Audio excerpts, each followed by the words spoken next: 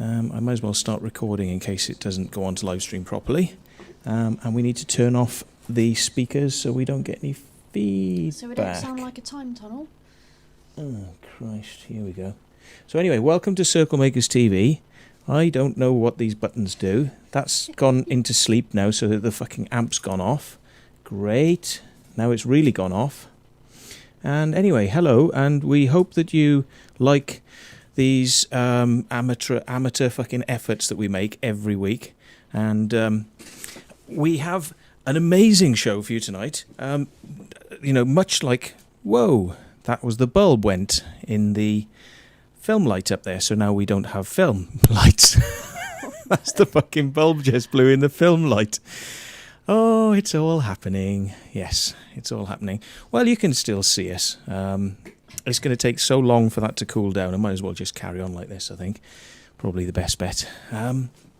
So, we have AgentS in the secondary co-pilot seat, and we have myself. We don't have any guests because, well, have a guess. Can you hear me all right? Don't think you can. I can, actually. I don't think I can. Try that. Hello, 1, 2, 3, 4, 5. Now we can, yeah. Cool. There you go. Okay. So hopefully you can all hear us. But I'm going to have a stellar because it's going to be one of those shows again, folks, I'm afraid. Because I've tried about 20 people and about 7 of them just didn't even bother contacting us back. Another several said no thanks because they didn't really want to have their faces on screen. And a couple said yes, but it wasn't quite convenient right then. Yeah. So, we're going to have to do a phone-in show. So if you want to sort of get in on Skype or ask us some questions, we will endeavour to answer them for you.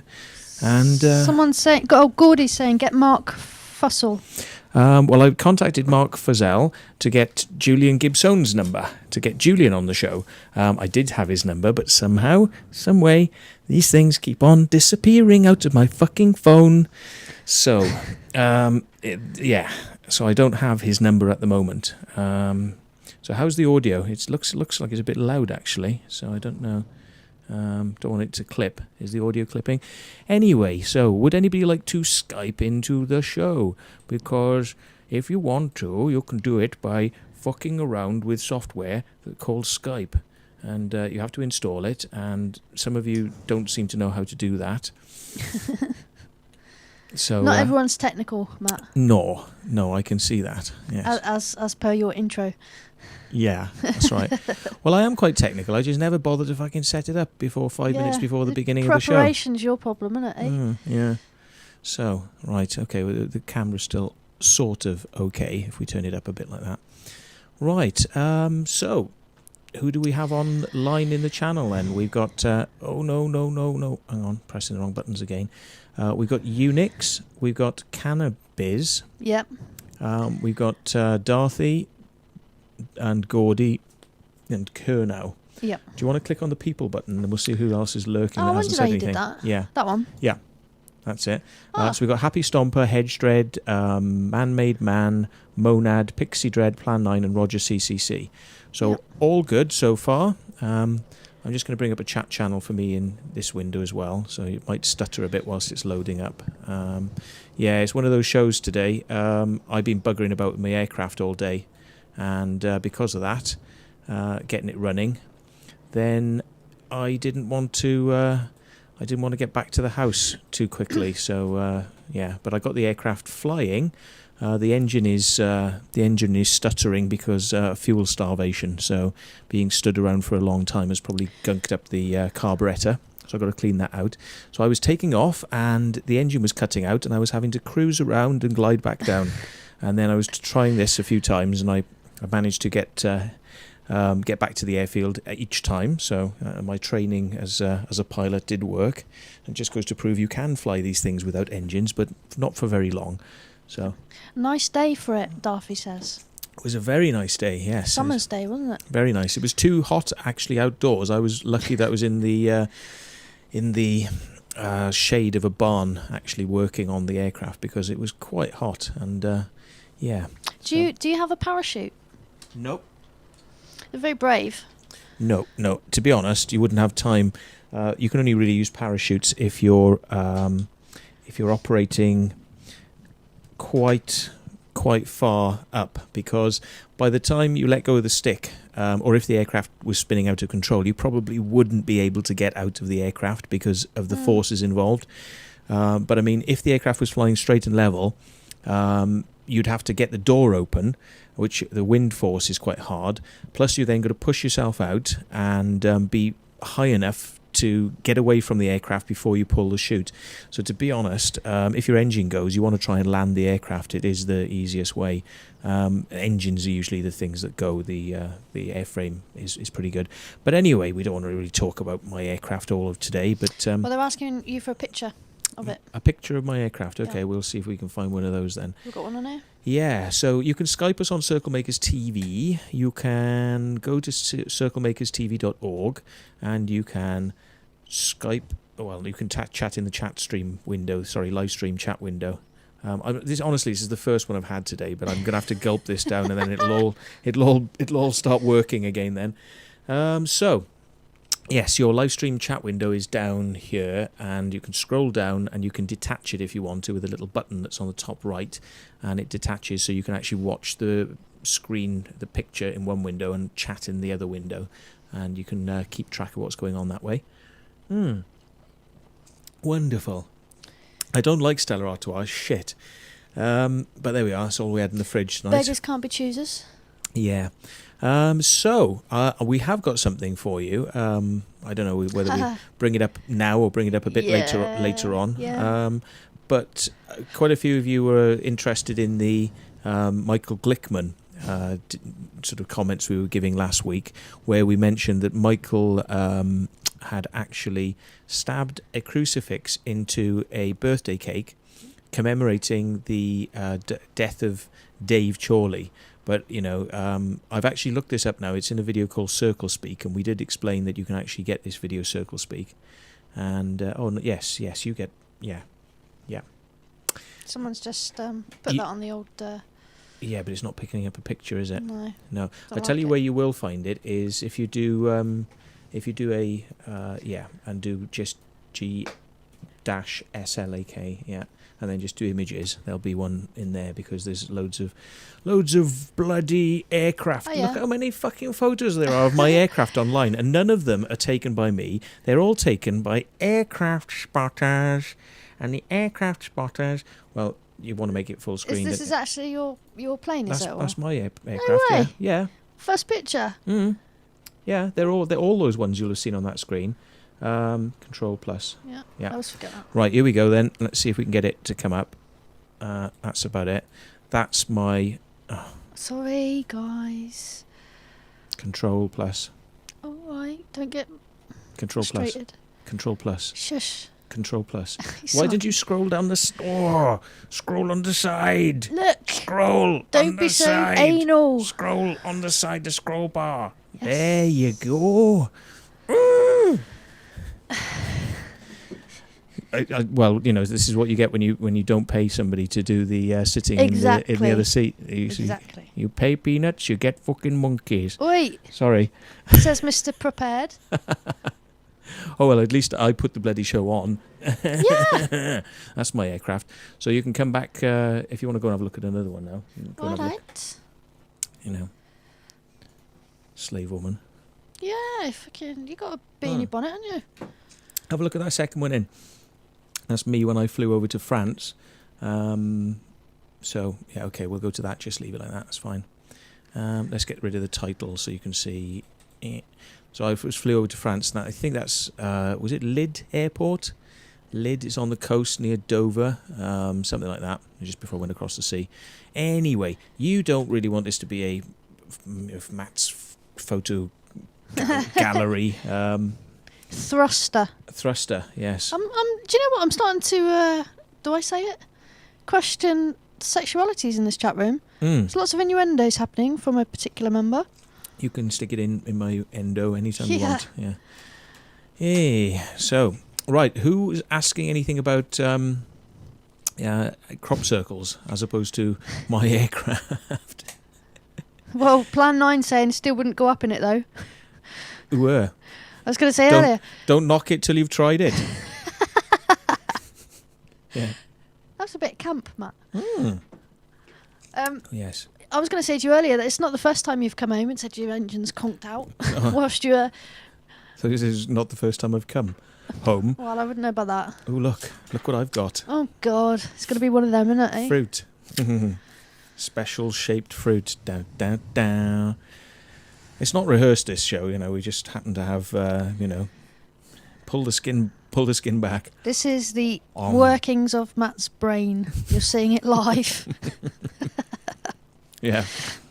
Plan 9 thought look, that was funny. It's a Michael Glickman banana now. Look, it's all Jewish and hasn't got its skin. Can't we Oh yeah. Let's stab it. Let's get the crucifixes out and look and fucking stab them in the banana. Let's fucking do it. Yeah. I think that's very scary. Which you'll talk about later. So sorry, I'm eating food whilst I should be talking. No, that's not very good, is it? Really?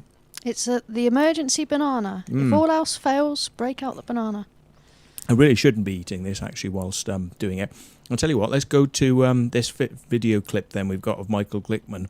And the basic premise is this is the Glastonbury Symposium, and he is on stage giving his lecture, his sort of big lecture of the weekend, and they decide to bring out a birthday cake, and then he starts singing Happy Birthday for the death of Dave, out of Doug and Dave, and then he does the dastardly thing of stabbing this crucifix type thing into the cake, and everyone seems quite excited and happy by this, but the thing to note is that in this Circle Speak video, I'm fairly certain they edited the footage so that you don't see him daggering it in. But I've seen it. I've seen the footage where you see him daggering it in.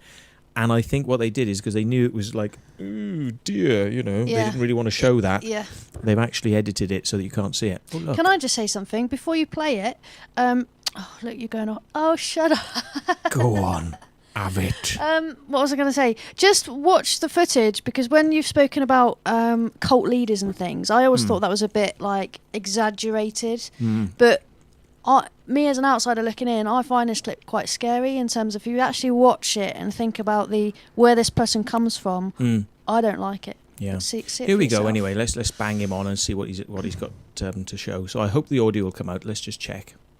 No, there are words to this. Happy birthday, dear Doug and Dave. Sleazy scoundrels whose lies spawn 10 years of falsehood. Happy birthday to you.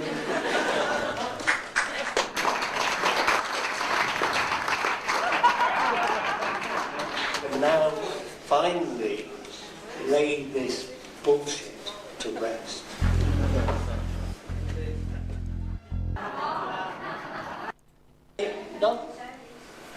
Dark old shit, that, isn't it? Yeah. Dark old shit. You can just see where he goes to stab it, and it's edited. And then they cut away. So. Yeah, and then of course it's in the cake when it goes back. Yeah.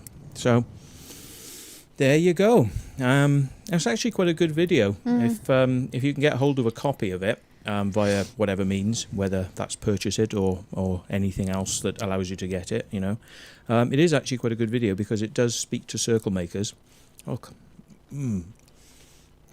And yeah, it basically fills in the blanks for a lot of the questions that are being put out there.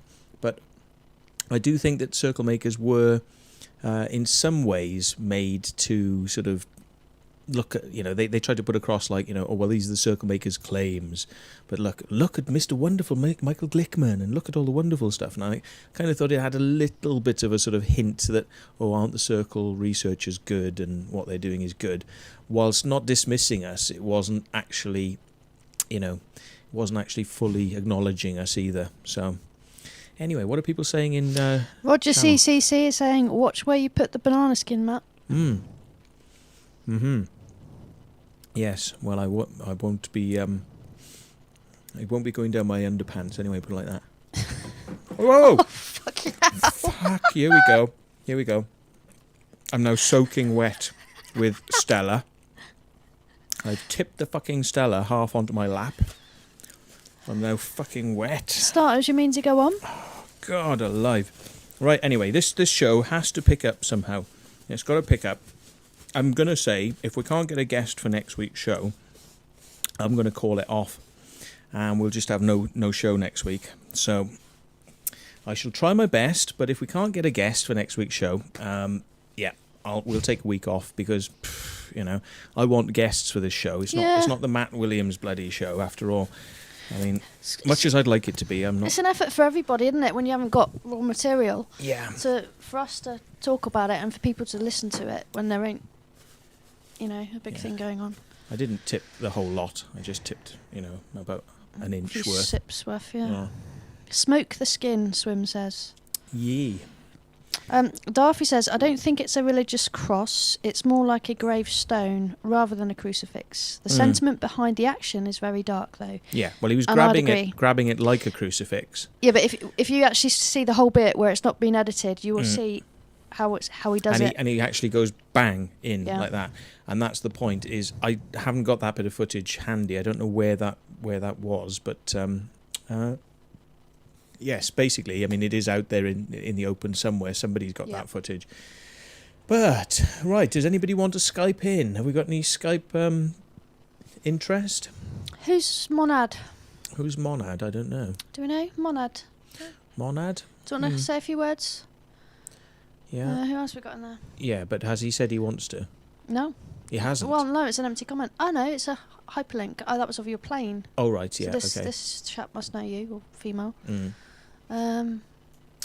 So, if anybody wants to Skype in, we shall take questions that way. It would be interesting to get people to do that. Have we had Unix on yet? Don't know. Skype? No. So, I mean, any of you guys, Unix, Cannabis, Gordy, we haven't heard from you, Kernow, Monad, Roger CCC, and Plan 9. Yeah, all of you. We've never heard from you guys before. We've heard from a couple of people on here. But anyway, we'd like to sort of get you asking some questions rather than it just being us. Because Unix says, I'm here.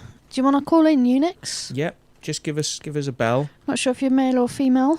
Are you on Skype? Have you added us as a user? If you have, by the way, remember to turn your live stream audio down. Otherwise, it will feed back and we'll get a terrible 10-second echo. So, bit of snuff. Right. Oh, hang on, one request. Yeah, here we go. So somebody wants to be added, probably. Okay, right. We got. We got Cosmic Nikki. Is she actually on the? Yeah, she's. Is she? No, offline. No, she. That must be from earlier then. Yeah, she's had. Yes, I say now that would be a funny caller if we that get hold of confused me. them. I was going to say, is that your sister or something? Because it was. No. I know who that is. But come on then, add us on. So what's been happening with crop circles? Well, we're getting close to the start of the season. It's not far away now. It's usually in April that we get rapeseed. So I'm going to try and scan around and have a look for which fields might be up for getting crop circles in them, and we'll report back when we get some sort of rapeseed up, so that people can know that it's time to get out there, and if they want to do things, they can do things. Not that we recommend you do illegal activities, but with permission of the farmer, of course. Then you can go out and make crop circles. So, right, blimey back, that aircraft link wiped me out. Oh. Was it a big... he must have crashed his machine, yeah. Some aircraft link that we had in, yeah. So, right. Right. And anybody got any questions then in channel? We'll make this a 2-hour show tonight. Well, we always manage to do it, don't we? Well, yeah. I mean, but we did quite well with... Once somebody mentioned stomper boards, then I thought, right, yeah, stomper boards, let's do it. So what other aspects have we got? I mean, you get out there in the dark, your eyes adjust to the dark, you've got to have your design. How do you do the designs? Well, we've shown the designs. How do you operate the stomper board?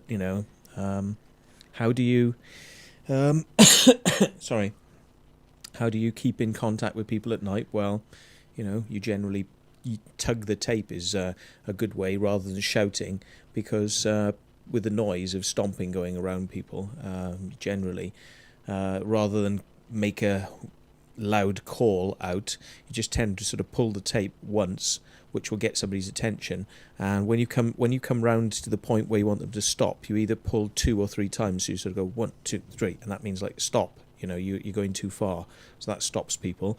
That's generally a technique that people tend to use, and I think that these things have just automatically been gravitated towards. That people haven't sat down and really thought this out. It's just common sense when you're out there that you'd use techniques like that. Roger CCC's got a question for you, Matt. Okay, so if you want to direct questions at us as well, if you put like Matt or AgentS in capital letters before you type, and then we can easily pick those out then from the chat window, so that's great. But Roger CCC says, last year you reported that the circle makers had boycotted the central area. Any gossip about this year? Well, I think it's fair to say that speaking to one of the big circle makers, that there was talk about perhaps not doing anything for the large part of the beginning of the year, but I get the general impression that won't happen now. I mean, that gets bandied around, that idea, sometimes, but this particular circle maker, who has done a lot of stuff in the past, came up with this great idea last year, which is, well, let's not sort of be, in some ways you might say, spiteful and say no fucking circles, no circles. And what he did is he thought of a better idea, and he's like, well, if you want to get your point across that it's people doing this, if you stop altogether, then somebody's going to make 1 or 2 circles, and then everyone will say, oh, see, there's a couple of circles, those are real, and they'll just go like that. So it doesn't really serve your purposes to do this stopping thing. So feelings run high, and circle makers do want to get their point across that they are making the circles, that humans are making the circles. So what he did is he had this great idea, as Roger CCC points out, that he wouldn't make any circles in the normal areas of Alton Barnes and Avebury and up to Cairn and down to Pewsey, right? All that area was going to be out of bounds, no circles for the greater part of the start of the season. And we did advertise the fact that this was going to be the case, and that there wouldn't be circles in the beginning of the year. And lo and behold, that actually came to pass. There weren't any circles in the area. They were as far down as Stonehenge. They were sort of near Warminster, and over sort of far north of Pewsey near the M4, and there were a lot of ones all around the edges but not in the centre. And it kind of proved the point, really, without having to stop making circles, proving that people are making them because that statement had been made. Now I do believe that this wasn't passed out, this information wasn't passed out amongst the researchers, and certainly wasn't given out to the public, because that would colour people's opinions, wouldn't it? Into saying, well, fuck me, it must be people, after all. Ooh, hoo, hoo, hoo. So what did the little scumbag researchers do? Keep it to themselves. Don't talk about that. Don't want to talk about that, do we? No, of course we don't. But the point is that the point was well made, that it is people out there making the circles, and when those people decide that they're going to move them, they move. And I think it's very lucky, really, that the circle makers don't actually move them completely out of the area altogether, because it would be quite hard for a lot of people to travel. But I think that was part of the point, was not just to make them out of the area, but it was also to give the farmers a rest, because a lot of farmers had said that they'd been having too many circles appearing on the same bits of land. And I mean, if you look at like last year, it gets quite crazy, really. I mean, you've got the East Field, might have had 2 or 3, and South Field, and underneath the White Horse, that was just completely full of crop circles. And you got sort of 3 or 4 circles in some, what you could say is basically the same space of a field. So it's getting a bit crazy, really. And I think just to give the farmers a bit of a break, certainly at the beginning of the season, of course towards the end of the season, you got the circles in those fields. But at the beginning of the season, it was just an attempt to kind of ease it off a little bit. So, yeah. Well, does that mean that circle makers have actually got quite a lot of control? Yep. Like in sort of recruiting their artists, if you like, because that's quite a big thing, I would say, that probably hasn't seen much attention. For a circle maker or circle makers to say, right, this is the scoop, no circles in this bit of land this year, and for that to happen, that's quite impressive, I think. Yeah. Well, it is. I mean, it is quite good that they can pull that off and say, well, let's not do them down in this area. But you're basically talking about one main circle maker with his team of helpers. Do the other teams not have that then? So They if didn't- Team Satan come along and said, right, we're not doing any in this area, or whoever the other teams are. Well, they didn't get involved. To be honest, I mean, this is the thing, right? I mean, I hope I'm not speaking out of turn by saying this, but it's the truth. The circle maker who actually made that statement that he didn't want to do the stuff in the area is somebody who's probably outputting single-handedly, with his group of a few helpers, but they're outputting probably about 80%. Yeah. 80% all year. 80% of everything that appears, at least, if not, maybe more than 80%. Yeah, that's just one team. So that person decides that he's going to make a statement. That statement is going to have a big impact because he's got a big say. The point is that some of the other teams that came along later on in the year, they didn't have the same idea that they wanted to do that, and although they'd heard that things were being moved out of the area, they didn't feel obliged to have to do what this particular circle maker was doing. But I mean, that particular circle maker started the season off last year and worked to the latest period at the end and was working consistently throughout the whole season. So that will tell you, just how dedicated they are and just how many circles they made last year. So, working right from rapeseed, early stuff, right up into maize, right at the very end. And, I think that's fair for me. I'm allowed to say that circle maker is basically doing most of the stuff that appears out there. And not all the brilliant stuff. When you got the middle of the season, June, July, and August, you get the really complicated circles. That circle maker's doing some of those, and there's other teams coming in doing those as well.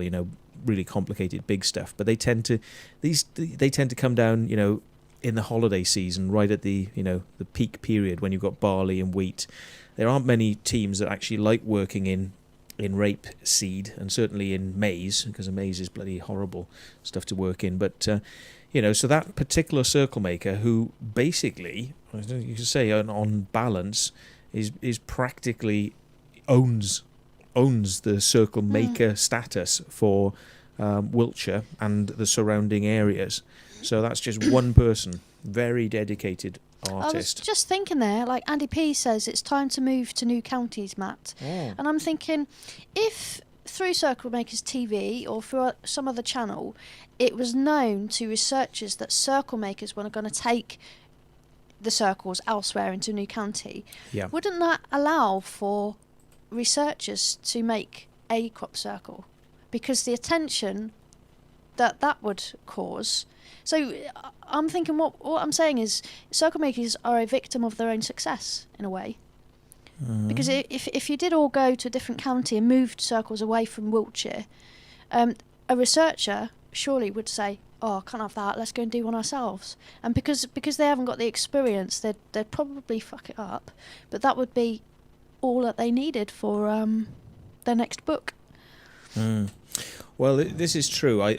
I dare say that if pushed in far enough, some researchers probably would start making circles themselves in order to. If they haven't already. If they haven't already, yeah. I mean, I think that's a definite possibility that they could do that.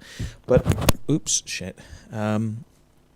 I think that moving them out of Wiltshire would probably mean there was less aerial photography work done, because most of the people who take the photos are prepared and ready to get into Wiltshire. People like Steve Alexander could probably zip around in his helicopter up to different places fairly quickly, so he could go to a lot of places. But I mean, it does add a lot in cost, because unless you've got a local pilot that you know is ready to take you flying over the particular circle, if it happened to be up in Oxfordshire or near Birmingham or somewhere like that, once you start to get up that far and beyond, then you're talking about only one or two researchers having the money to actually go and take an aircraft from Wiltshire all the way up there, or to go up there and hire an aircraft in the area and fly around it, which is not always very good, because if you've got a pilot who's well used to taking people flying over crop circles, they know when to turn, how much to turn, and where to to hold the turn around, so that you can get the photos you want. Otherwise, they might be going back and forth and saying, "Where do you want me? Oh, too far to the right, was it? Okay, we'll try it. Oh, that was too far to the left, was it? Okay." And they're going to be cocking around, wasting a lot of money. So it's, in the past, things that have happened, say down in where are we talking about now? Medway, for instance. Medway in, that's Essex, I think, isn't it? There's been Kent, isn't it? Kent, yeah, you're right, Kent. Or I think you're right. Yeah, it is. Yeah, okay. Medway's had lots of crop circles appear there, and they're very nice crop circles. I think I may know the people down there that are doing them, but put it like this: I mean, they just don't get photographed from the air. The circle makers themselves can't afford to hire aircraft, and they're hoping and waiting and relying on researchers flying the aircraft, but it doesn't always happen. So the photographs don't get taken. So you get photos at an oblique angle taken from a nearby hill, and you can just about see the circle, but it doesn't really have the impact of proper aerial photography. So on the one hand, yes, it would be interesting to see more stuff taken further away from Wiltshire, but at the end of the day, I mean, there's only, I've got an aircraft now, but it costs a lot in petrol to fly around. But I mean, who else is there? I mean, who else would have done it? Who's done it in the past? Not many researchers have actually bothered to do it and fly that far. To your knowledge. To my knowledge, so yeah. Oh. So what have we got then? We got Andy. Oh, we got Andy P. I think that's Andy Perker. Yeah. So, by the way, if Mr. Perker wants to Skype in, we'd be more than happy to have you on the show, sir. If you've got some stuff you would like to chat. It was Andy Perker who said it's time to move to new counties, Matt. Yeah. Actually, it was, yeah. And it's AgentS, Andy P. Yeah. So, what have we got? Swim. So, was that the same team who saw the black craft? I believe that particular circle maker did see something for the very first time last year, and it was like a black triangle or something like that he said he saw, and it sort of darted off at the edge of the field, and he's never seen anything like that before. So it was a very interesting year for that particular circle maker, and it might foster an interest or a belief perhaps in these strange things, which I know that particular circle maker was kind of like on the fence about it, about the paranormal side of things. So certainly I think they believe that other people see things but had never seen anything themselves. So having had their own experience for the first time, and that was good for them. So all right. Plan 9 said there doesn't seem to be much activity in Hampshire these days. No, I think this is the trouble, It's who's prepared to take the photos. Busty Taylor, for instance, he's based in Hampshire, but he's had a little bit of illness, and I think it might have affected his license, whether he's allowed to fly. I'm not sure about this. I could be wrong here, but I think he has managed to beat his illness and be able to fly a bit, but it's not like he has the same sort of instant access to aircraft like he used to. I mean, so Busty was one who used to fly quite regularly, and I think he's kind of reached retirement age now, so it's kind of like the money isn't there quite as much as it used to be. And sorry, That's the Well, snuff. maybe we should allocate a new photographer and get you to fly over. Well, if anybody wants to come flying with me, they can, if they're a friend of mine, they can share the petrol, and I'll go flying. All I have to know is that the photographs are going to be given away, not sold, because otherwise it's then classed as commercial. But how good would that be? It would be a free industry and no money making out of it. Yeah, well... That'd piss off a few people, I'm sure. Well, people like Steve Alexander will still hire a helicopter because that's what he does. And to be honest, his photographs are great. He's one of the best photographers out there. I wouldn't want to cut into these people's little sort of enterprises that they've got. They do it for selling postcards, whatever they're doing, their calendars and this sort of stuff. I must be honest. I think Francine and Lucy, their photos are okay, but I think Steve's, I'm quite partial to Steve's stuff. I think he does actually take very good photographs. And he spends a lot of money to get it right with helicopters, because you got to actually linger in the right areas and take the correct shot. Do you think he would come on the show then to give his ideas about the industry? Did I haven't contacted Steve. Yeah, I'd like to hear from a photographer. Yeah, we could ask Steve. Fill in some blanks. Yeah, I'll get in touch with Steve. You never know. I mean, the trouble is though, being associated with the Glastonbury conference each year, and Karen organising it, and them having people. Well, I think he's not friendly with Glickman now. I think Glickman might be off the agenda. If anybody knows in channel that's the case, because I seem to remember some sort of problem between Glickman and Steve Alexander coming up. But right. Crossbone says this 8 p.m. start is killing me. Oh, right. What have I missed? He says. Right. Oh, sorry.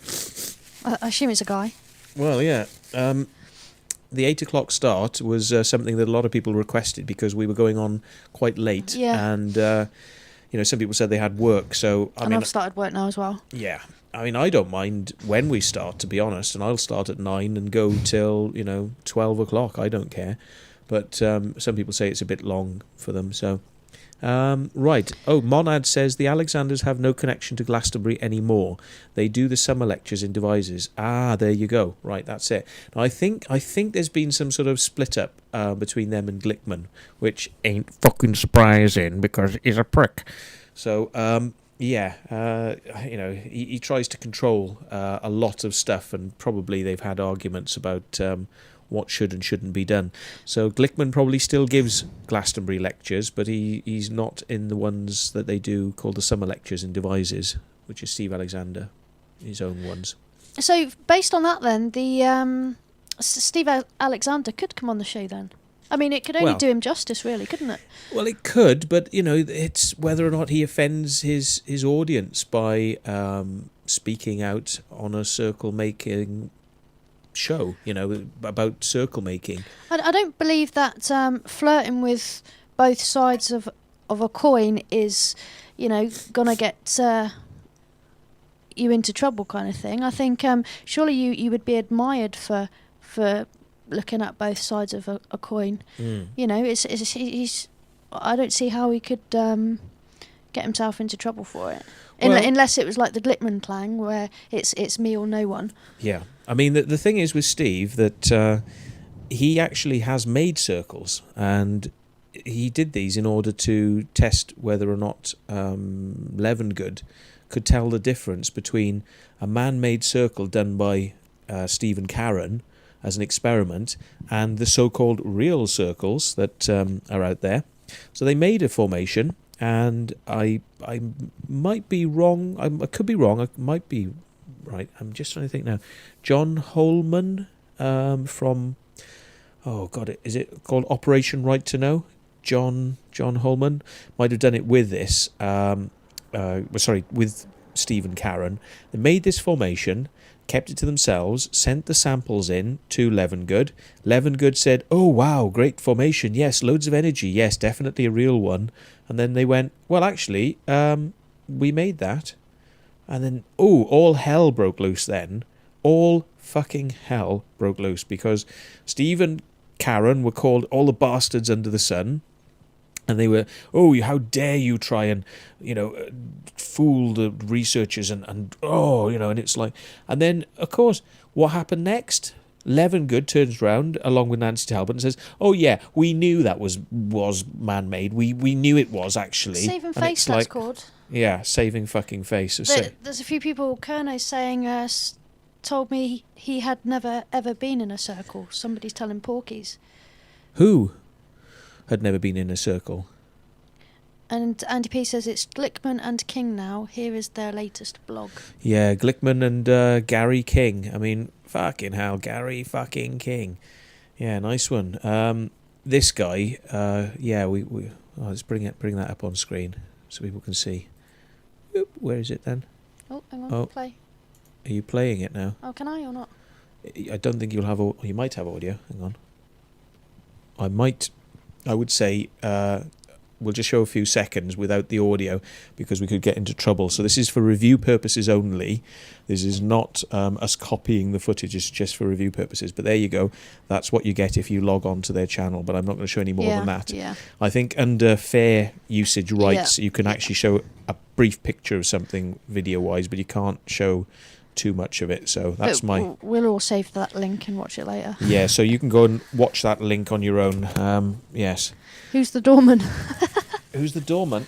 The guy in the clip. Oh God, yeah. Gary King he came out and said that one of the formations we did in the East Field, it's one of the ones that was done down in the East Field.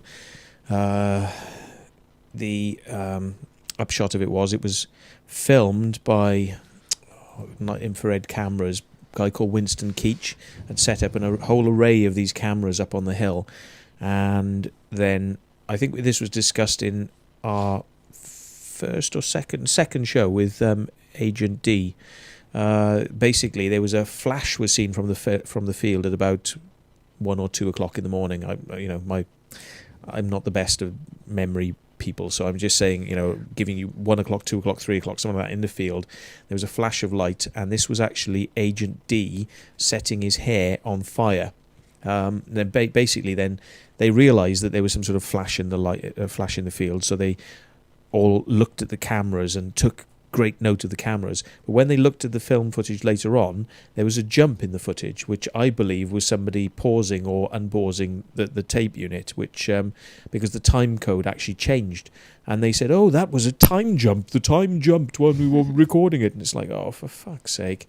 And, you could actually see the formation forming in the field. If you fast forward through this footage, you could actually see the formation getting bigger as time went on. And of course, Gary King turns up at the press conference, and this fucking press conference, they turn around and they say, oh yes, you can't see any formation in the field, and then at 3 o'clock, suddenly, bang, there's a formation there in the field, and it's like, what? Are you fucking kidding? And it's like, hang on a minute, I just turned the contrast up on my computer screen. I just enhanced the contrast, and I could see the formation being made all the way through from, before 3 o'clock when it suddenly jumps and you've got this little delay of the pause of the tape. And they were going on saying, oh yes, we didn't see anybody in the field and all this sort of stuff. And it's like, you can see people moving around and you can see the formation being made. And Gary King is a fucking prize prick for coming out with that statement. And then after it was proven that you could see by contrast enhancement, because I made the statement, look, if you contrast fucking enhance it, just turn the fucking brightness up, for fuck's sake. Yeah, and they all went, oh yes, you can see people in the field. But they didn't do another press conference to say, oh, actually, we take it back, we're a bunch of dickheads. They're like, oh no, we'll just run with that then, we'll just let everybody think that's the way it was. And because of this, somebody who was involved on research for the case, guy from Norway, can't remember his name now, if anyone remembers in channel who it is, guy from Norway, he actually contacted me, had a chat about what had gone on that night, and he said, yeah, well basically when we got this footage, we looked at it on a laptop, And I mean, I said, well, you can't really see very well on a laptop, can you, unless it's a really good one and you're in a very dark room. And he's like, no, we couldn't see anything on this, you couldn't see anything on the footage we were giving out. So basically, they hadn't analysed it properly before they actually made these statements saying, oh, that you couldn't see anybody in the field. So this is how far the research goes, with these people. But Gary King, was there banging on, being on interviews. He's like, no, definitely could be man-made. No. So, yes, quite a character there. And subsequently, the next year on, they set their cameras up again. And exactly the same thing happened again. Another formation was filmed being made. And they said, oh, you can't see anybody. And it's like, yes, you can. You can fucking see. Again, you can see the formation being made. So I honestly don't know what the deal is with this Winston Keach and his night vision cameras, but they're not very good quality. You can't really make out what's going on. You have to contrast enhance it. It's very fuzzy footage, but he's telling everybody that this is the state of the art, high definition, latest, cost £20,000. £20,000, you were bloody ripped off, mate. You get bloody security cameras on the side of buildings higher quality than that crap. So, yeah, whatever. But, yes, Terry Toughness, that's right, Terry Toughness. When he realised that he'd made a mistake and that you could see people in the field and you could see the formation appearing, he said, I reversed my opinion on this. He said, I totally understand now that was man-made, not got a problem with that. And he actually pulled back and removed himself from the research and, as you should do, telling the truth, yeah? But it didn't stop the others from running with it and trying to push. And, this is the type of thing that goes on. So thanks for that. So Man Made Man came out with Terry Toughness. Yes, Terry Toughness. That's the one. So, right, if you want to send us a message that you want us to ask out, then basically do it in capital letters. And, well, somebody's saying to me, how much did my night vision goggles cost? Now, from last week, I don't want to discuss my night vision equipment. He says no problem. If you want to know how much they cost when you buy them new, they're about £3,000. And that's if you know where to get them. And that's not in this country, and they have to be imported, and you have to have a military import license, which I don't have. So, yes, you're not supposed to have them unless they're imported correctly, but I know somebody that can get hold of them. I know somebody who knows somebody, so yes. Yeah, but that's... some from Russia once, Crossbone says. Yeah, to be honest, I've seen a lot of Russian kit. I've seen a lot of that stuff over the years. I'm not that impressed. Nothing really matches the American equipment for resolution and light clarity. And the Russian ones often have picture defects. You'll have like splodges or marks that stay there when you're moving around, so that they're not that clear. But anyway, this year, let's see what we get this year. I'm going to use this stuff and we'll see what we come up with. Well, Kerno says he's got a military metal detector. Right. Oh, that sounds interesting. I must sound really boring, but I always wanted a metal detector. You wanted a metal detector? Yeah. Imagine all the things you can find on the old planes and stuff. Yeah, well, there's a lot of people made a lot of money around this area because I think they had a treasure trove found, didn't they, in this area? And sovereigns and all that. Loads of money. Crossbone says he has a MiG. I wonder what... Is that a type of metal detector or something? Might be a brand name of Russian metal detector. I'm thinking of a plane from Top Gun. Yeah, that's a MiG. Yeah. Yes, it's a MiG. So, right, anybody want to Skype in? Keep on asking, but, come on, Mr. Andy P. Kerno's you want to. Kerno's one is looking for bombs, so that's not going to be any good. Right. Right, yeah, who's going to call in? Crossbone, why don't you give us a call? Yeah, if you can. You're offering a lot of feedback. Yeah. Do you have Skype? Or Kerno? Or Mr. Andy P? Plan 9? Any of you want to call in? Pass some time, share the time around? Yeah. found a coin by the entrance and took it home So, yes. to West Kennet. Oh, yeah.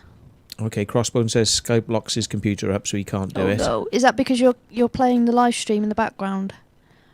Anybody else? So, no Crossbone. Unix must be a bad PC. So, Unix has Skype then, and it doesn't crash his PC.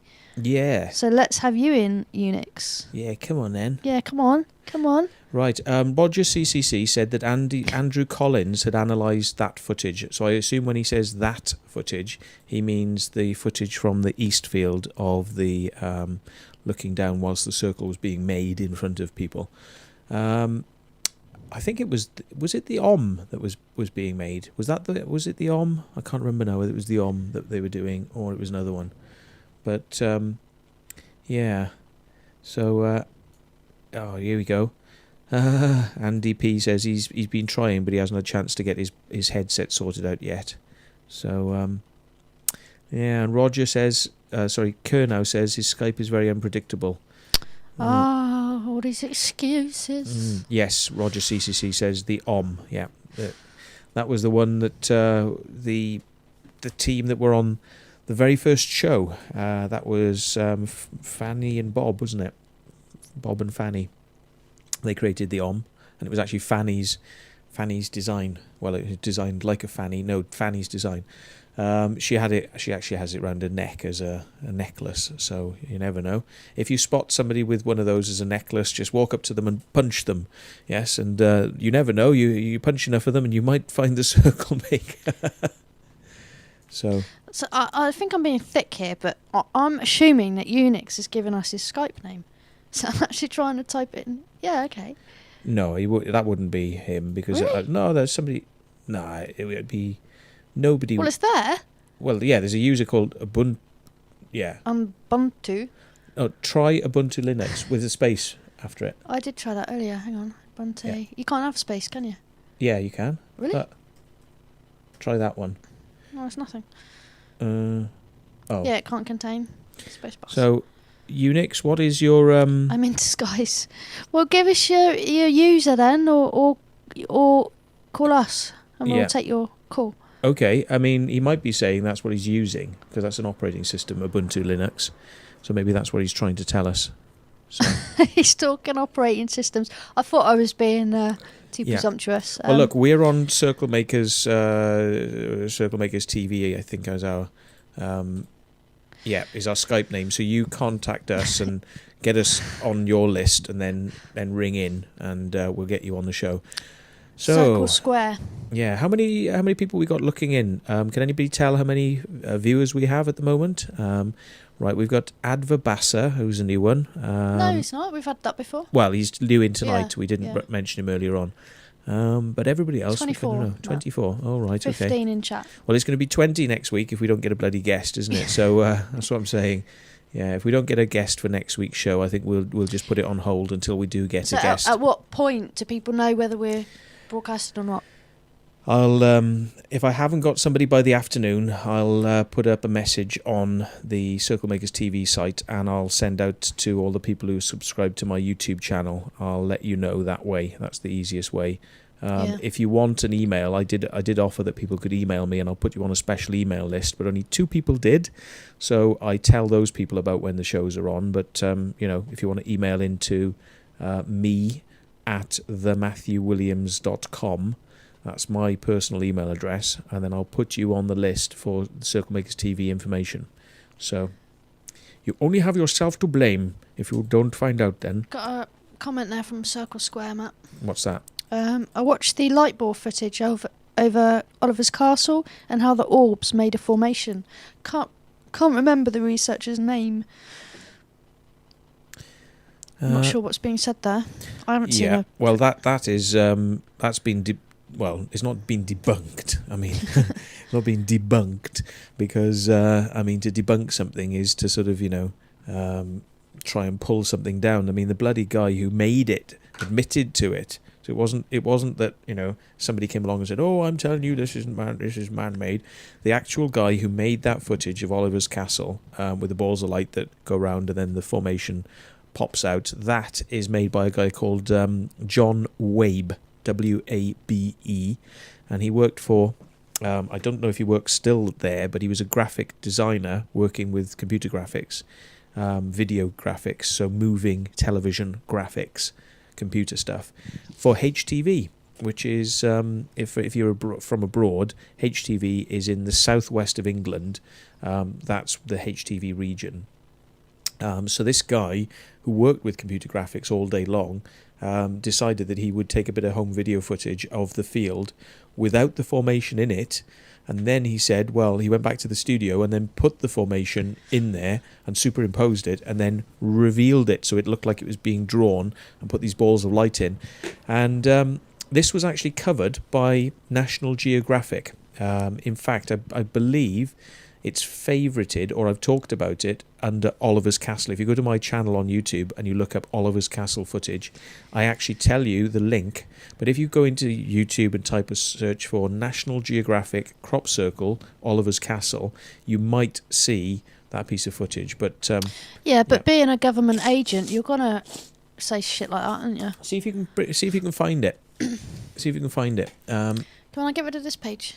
Or is Yeah, that there for by a all reason? means. Yeah, if you go to YouTube. YouTube. Yeah, and see if you can find it. But yeah. So What, Oliver's Castle, Balls of Light? yeah, but you don't want the actual footage of it, because we all know what the footage looks like. So what am I looking for then? You want the guy admitting to it. So it's Oh. National Geographic. National Geographic. Yeah, and then Oliver's Castle. I think. Oops, Caster. What the anyway, right. So what are people saying in channel? So yeah, Monad had picked up on the fact it's John Wave as well. So Circle Square says, cheers, Matt. He played with the contrast. He played with the contrast. Well, what he did is he made a big mistake in the way he actually rendered this footage, because when I saw it on the day that it was released, I went to the pub and people said, oh my God, you've got to come and see this footage. It's fucking amazing. And I looked at it and I went, that's done on a computer. And everybody went, what are you on about? You don't know what you're fucking talking about. I said, no, actually, I do know what I'm talking about. That's done on a computer. And I said, it's not even done well, because when you work in like the graphics we're doing now, this is known as progressive, i.e. it's 25 consecutive frames per second. Although actually on this it probably works out to be about between 15 and 25 frames a second. But basically it's consecutive frames going bang, bang, bang, bang, bang, bang, bang, 25 frames a second. Now video footage is very different, because it's 25 frames and every other pixel is classed as what they call an odd or an even field. Yeah, so sometimes they call it odd and even fields, and sometimes they call it fields. Interlace is the technical term for it. But basically, every other line down, every other pixel down is odd. So odd, even, that sort of thing. So it goes down each pixel, and basically the television will take each set of odd fields and even fields and display them as faster running footage, basically. So 25 frames a second is decoded by the television, which strips off the odd fields, then the even fields, and then displays AB very quickly in that 25th of a second.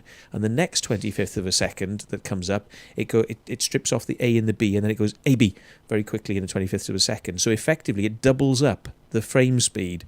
Okay, so 25 frames a second, because of this AB in the 25th of a frame second speed, becomes 50 frames a second, and that's what television is. It's 50 frames a second. It's 60 in the US. It's actually 29.97, because the stupid bastards can't work, God knows why they couldn't bloody make it a round number, but in America it's actually 29.97, so it's 59 point whatever, or 58.9 if you have interlace in the States.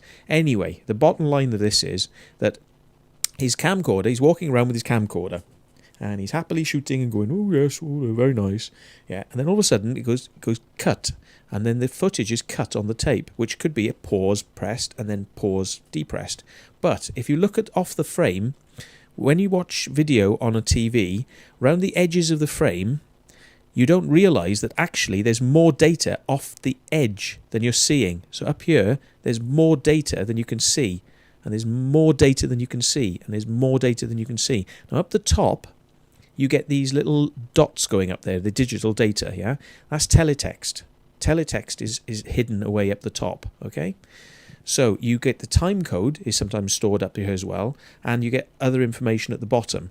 Now, the frame will show you what type of device it was recorded on, because the frame will be a certain size, and on some cameras it might sort of stop at a certain point, and on different recorders it might go out a bit wider. So when you look off the edge of the frame, you can tell that somebody's actually edited something in on a different piece of equipment. So that's the first thing, is that the edge of the frame will show you that you're dealing with something that's been edited in. So it wasn't shot on his camera, so this footage he shot wasn't shot on his camera. Right. Second thing is the quality of the footage changes, because when you take video footage and you edit it back to be progressive, so you're not running at 50 frames a second, you're now running at 25, because he shot it on his camcorder at 50 frames a second. Then it's been edited in a studio at 25. Now, he would have had the option to do it with full interlace, and that would be 50 fields a second, but for some reason, only known to him, and he was an expert in video, but for some reason only known to him, he decided to do it in 25 frames progressive. So what you end up with is something that changes quality. So he's shooting with his camcorder, or so he says, and then all of a sudden it goes click, and it changes quality. And you can tell because it looks a bit creamier, and it's running a little bit more stuttery because it's running at 25 frames a second now instead of the full smooth 50. And if you've got a keen eye, I know these things because I've done a lot of stuff with video. If you've got a keen eye, you spot that straight away. Take it back home and put it on the computer and look off the edges of the frame, and you see that it was actually a different frame size. Dunk, dunk. So it was obviously edited somewhere else, not in his camera. Now, if he shot that on his camera, as he says he did, then why was there an edit? And how can the camera go from being 50 frames a second down to 25? How could his camera do that? Yeah, video cameras, and he was using a high 8 or a high 8 camera or something like that. But those types of cameras basically never had the modes to switch down to this 25 and even 24. Like modern cameras, modern HD cameras now can shoot at 25 progressive or 24 if you want to give it cinema effect, because cinema film runs at 24 frames a second. So you can give a cinema look to your footage. His camera didn't have that, so you could easily see it was bollocks. I told people in the barge, be careful, because this is a setup. Yeah, you know, you're getting set up here, and this is this, but they wouldn't listen. And Glickman was like, "Oh, it's fucking one." Oh no, actually, I got to slow down if I'm doing a Glickman impression, haven't you? if you say like, "I'm Mr. Glickman," it was wonderful. It obviously doesn't work. You've got to go, "Oh, it was wonderful." And wait for your applause. Yeah. Circle Square says, so his commentary was pure lies then. Oh yeah. Well, I mean, the guy John Wabe disappeared off the scene after he had deposited this footage. You know, he was nowhere to be found. But Glickman was talking out of his arse because he didn't know what he was talking about, and most of the people who were enthusing about that footage were just the normal type of uninformed, usual run-of-the-mill crop circle researchers that don't know what they're fucking talking about. They want this stuff to be real. They want it to be real, yeah, really badly. Fuck the research. You know, let's go on opinions rather than facts, yes? And so that footage was definitely man-made. I warned people, but they didn't listen, so they all went out and said, yeah, it's great, isn't it? Wonderful stuff. And then this guy came forward and said, yeah, I did it, you know, and did it on the National Geographic channel. So it's all there for you to see. And he takes the camera crew to his studios in HTV. He wouldn't be able to get cameras in there looking at his office where he works unless the fucking guy did actually work there. You know, it ain't going to happen otherwise, is it? Swim says, think Sorensen did a good analysis of it. Yeah. So Sorensen, Peter was, you know, he did actually go with the National Geographic crew to the HTV studios when they filmed this John Wabe character. I think he actually went with them to HTV, so he actually was there as that was being filmed. But yeah, I mean, it's one of those things, people that don't know much about video, they all think, oh yeah, I've got a little editing package, I've got fucking Premiere and it's great, isn't it? But what they don't realise, if you've got broadcast equipment and you can actually get in and look closely at the field information, and you can tell that one thing has one set of fields that are actually deflecting a certain amount, and the other footage that something has been superimposed on has no fields, and this is a common mistake people make. They try to mix two types of footage together, and then when the camera shakes at high speed, it should blur in a certain, there should be a blur amount, yeah? And you can say, well, look, the superimposed piece isn't blurring when it moves, yeah? But the background that's been dropped on, the hillside and the cars driving below, does blur and has interlace. And the fucking UFO doesn't have interlace. So the most common mistake people make if they're trying to fake footage, not that I'm saying you should, but if you're going to do it, yeah, actually know what the fuck you're doing. And most of these people are just wannabes. They're just like, oh, look what I can do. I got a camcorder now. I'm fucking Steven Spielberg. I'll take you all on. I want to make millions. And then you always know the fakers. You always know the fakers because they've got a fucking manager, usually, within 2 days of shooting this fucking footage. A manager who no, you can't have that unless we get at least 20 grand up front, and it's like you can't even see it, it's fucking, that's the hallmark of fakers, yeah? We want money in order to see this bloody footage. And I've seen so many fakers doing this over the years, and the number one thing you can say that is a hallmark of a faker is they think they're going to make money out of it, and they're absolutely determined to try. Unix says the guy who filmed it has been missing. Mm-hmm. I don't know. Well, I know he lived in, well, if you want to try and track him down, he did live in the Oval in Bath. That's a street called the Oval. So if you want to go and see whether he still lives there, check it out. But and Darcy says, did John Wabe ever explain his reasons for doing it? He did on the National Geographic channel. He actually said that he went to the field, and I think he says something like, I just thought it'd be a good idea because of my background, what I do. I thought, well, what if I superimpose the crop circle in the field with some balls of light? I just thought it'd be a good, fun thing to do, and to see what people would, how they'd react to it. Now, I think he says also, I've either heard this as a quote, or it might be on the National Geographic thing, but he has said that he wanted to interest his bosses into doing a documentary on crop circles, UFOs, the paranormal, and he thought that doing this bit of footage would get his bosses interested in the project. But it didn't seem to work out like that. So he had the footage, he did it, but didn't have anything to do with the footage. So he thought, well, fuck it, I'll just release it into the wild and see what people think of it then. But to be honest, I understand the curiosity myself, because remember when we used to go up on Knapp Hill, is it? Yep. And there was a time when me and Paul Damon were knocking about a fair bit, and I'd bought, I think I've mentioned this before. You were knocking Paul Damon? No, I tried, I think. But yeah? Really? yeah. Oh, right, okay. Right, and you didn't succeed? No, I was rejected. But anyway. Win some, lose some. Nullo impregnato. But I've mentioned this a few times about importing these LED lights back from America. And me and Paul Damon were up on, is it Knapp Hill? Like this? Yes. These type of lights. So I had that, and I was stood on the hill going like figure of eight and going around in circles. And Paul, who was taller than me, stood behind me with a massive torch and was going over like that. Yeah. And we were watching the cars stop when they were coming down the hill, going crazy, like, oh my god, can you see it? Can you see it?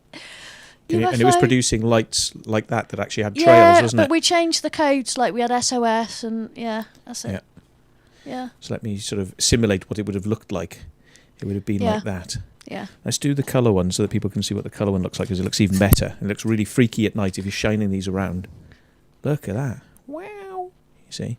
And then you can go ba-dump with the different colours.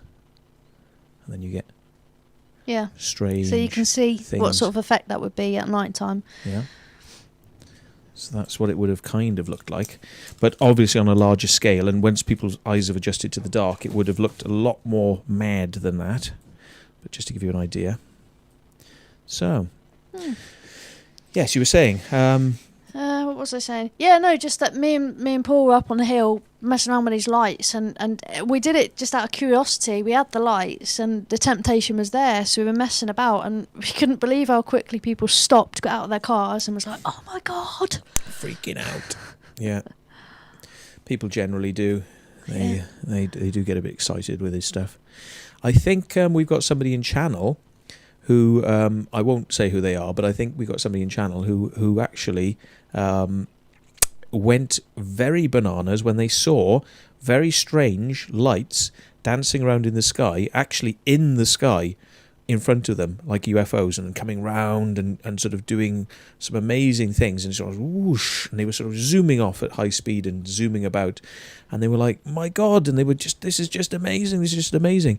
And in the end, through a little bit of research, I think I may have had something to do with ringing somebody to find out who this was, and I put these people in touch with the person who's in channel, so I'll see whether they want, you know, to reveal who they are. But basically what it turned out to be were nighttime glider flyers who fly their gliders in the dark. But guess what? The gliders have LEDs on them so they can see where they are, and they fly them around at night, and all you know is you can see these lights and you can hear them go shoo, shoo, shoo. And you can, and if you're not aware of what these things are, they will really freak you out. Yeah. And you know, it is like having a UFO display, but of course, because you can't tell the distance, it's at night, and these things are just the lights. The LED lights are actually illuminating, and the object that they're coming from isn't necessarily visible. What you're seeing is something maybe close to you, but you think it's off miles away in the distance, but in fact it's quite close. So as it's moving around here, you're going to think it's travelling miles and miles. You think that when it turns and goes like that, you'll think, well, that must have been you know, a mile across. But of course, it's happening very close to you, and you don't realise this. Now, it was interesting that this was tracked down, and lo and behold, this was all observed from Knapp Hill, overlooking into the Eastfield. Now, I dare say they don't do this when there's sky watchers up there. Because, well, it might have done it on a night that there were sky watchers up there, because obviously this person saw it, and it would have been the summer months. But I would imagine that if the sky watchers were there, that they would have made themselves known to the sky watchers so that they would have known what they were looking at. But yes, there are model glider clubs that operate in the Wiltshire area and probably other areas with these LEDs on them. And if you don't know what you're looking at, you might think you're looking at a triangular UFO. It's a possibility. Because, you know, you think like lights on each corner, that's 3 lights, maybe strobing on and off, so it looks a bit weird. And when your eyes are adjusted to the dark, like you've seen, things that move quickly in front of you leave streaks, you see? So they look quite bizarre as these things are streaking around. But it's just food for thought for people who never knew that sort of thing goes on. It does actually go on. And so what have we got then? Okay. Somebody says they're going to drop... Oh, hang on. Andy P says, I'm going to drop a bombshell now and ask you this question. I know of a crop circle maker making a call to Julian Gibson after a crop circle was made, informing Julian of location, etc. Okay, then he says, continued on, is this normal practice? Well, I don't know which specific formation you're talking about. I wouldn't imagine...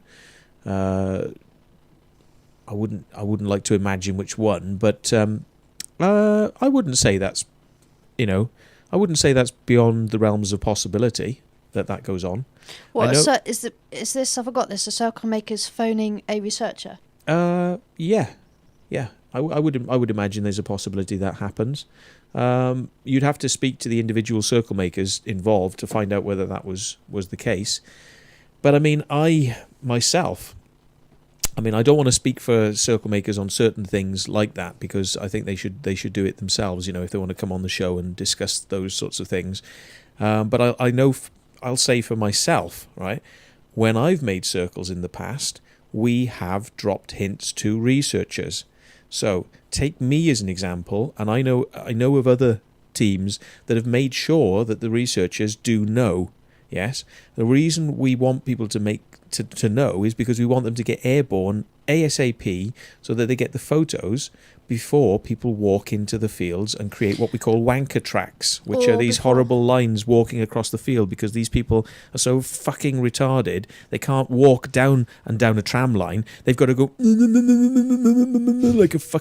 like a mosquito to somebody's fucking bloody neck. Yes, there's like across the fucking field, creating wanker tracks. They can't even walk straight. These fucking tracks go. It's but there's the matter of them getting mowed out as well by the farmer.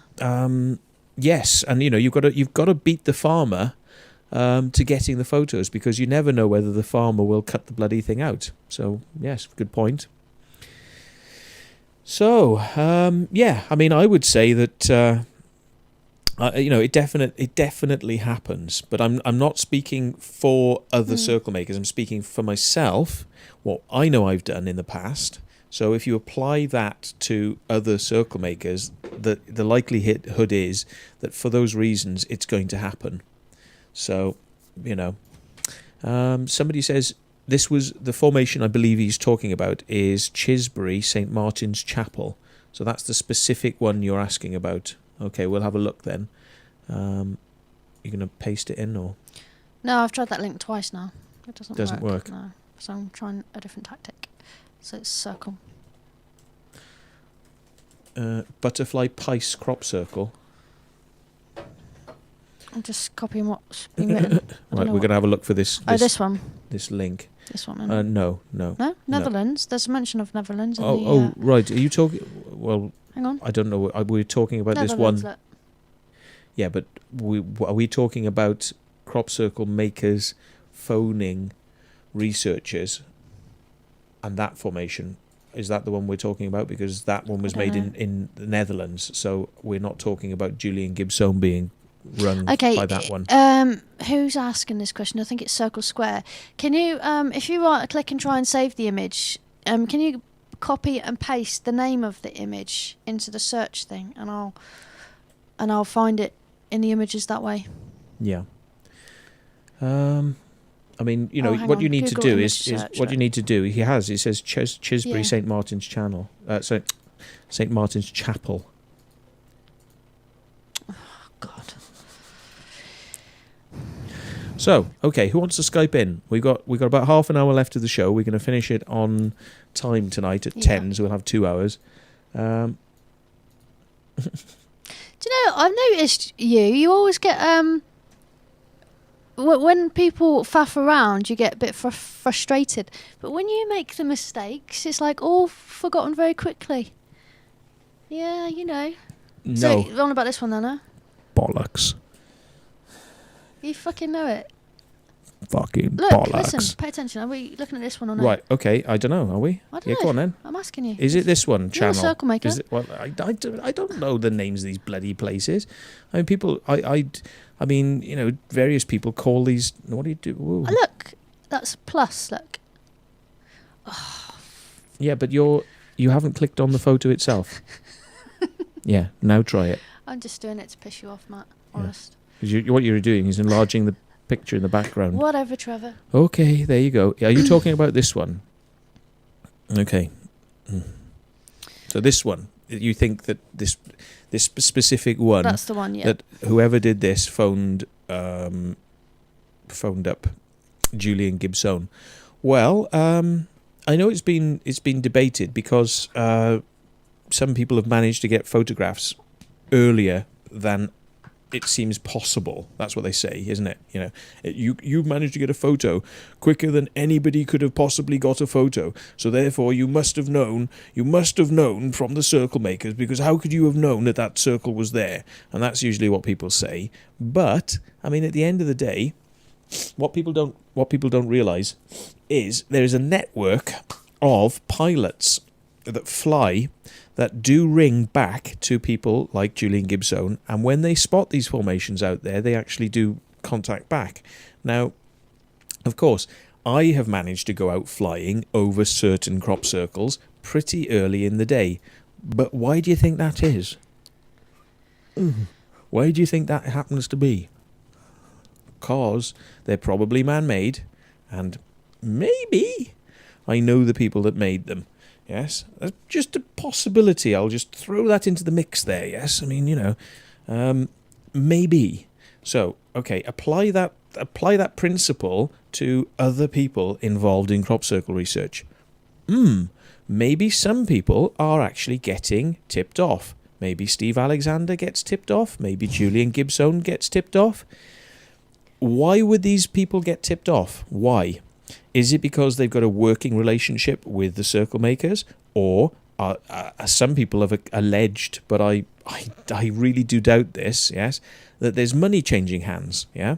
Now, I'm pretty sure that is not happening. So what you have to ask is, what's the incentive for the circle maker to do this? Is it monetary, or is it that they want their artwork photographed, making sure that the farmer doesn't fuck it over and cut it out of the field? Yeah, and do they want it done early so that it's caught before people start trampling that field? Those are the incentives, I would say. So if a circle maker was going to tip off a researcher, that would be the reason. No money's changing hands, I'm sure of that. I mean, much to the dismay of circle makers. But I mean, let's face it. Circle makers need researchers to take the photos, because even I haven't got an unlimited supply of cash to go flying every day looking for formations. Do you know what? Yeah? I'm sorry, I don't give people enough credit on this, really, because there's all this talk about money being underhanded or whatever, and I'm thinking, look at the personalities that are involved in this industry.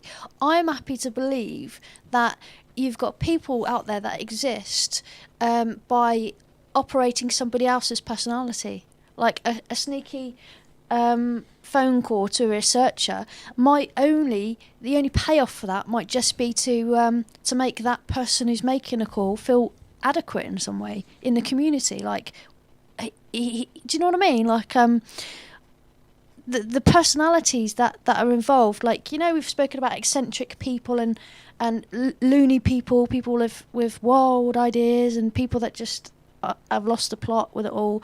Who were you on about last week? Mary, centre of attention, goes to a meeting. She's like, oh, come on, huff puff. It's centre of attention. You're talking about normal people, aren't you? We're not talking about calculating double agents or anything like that.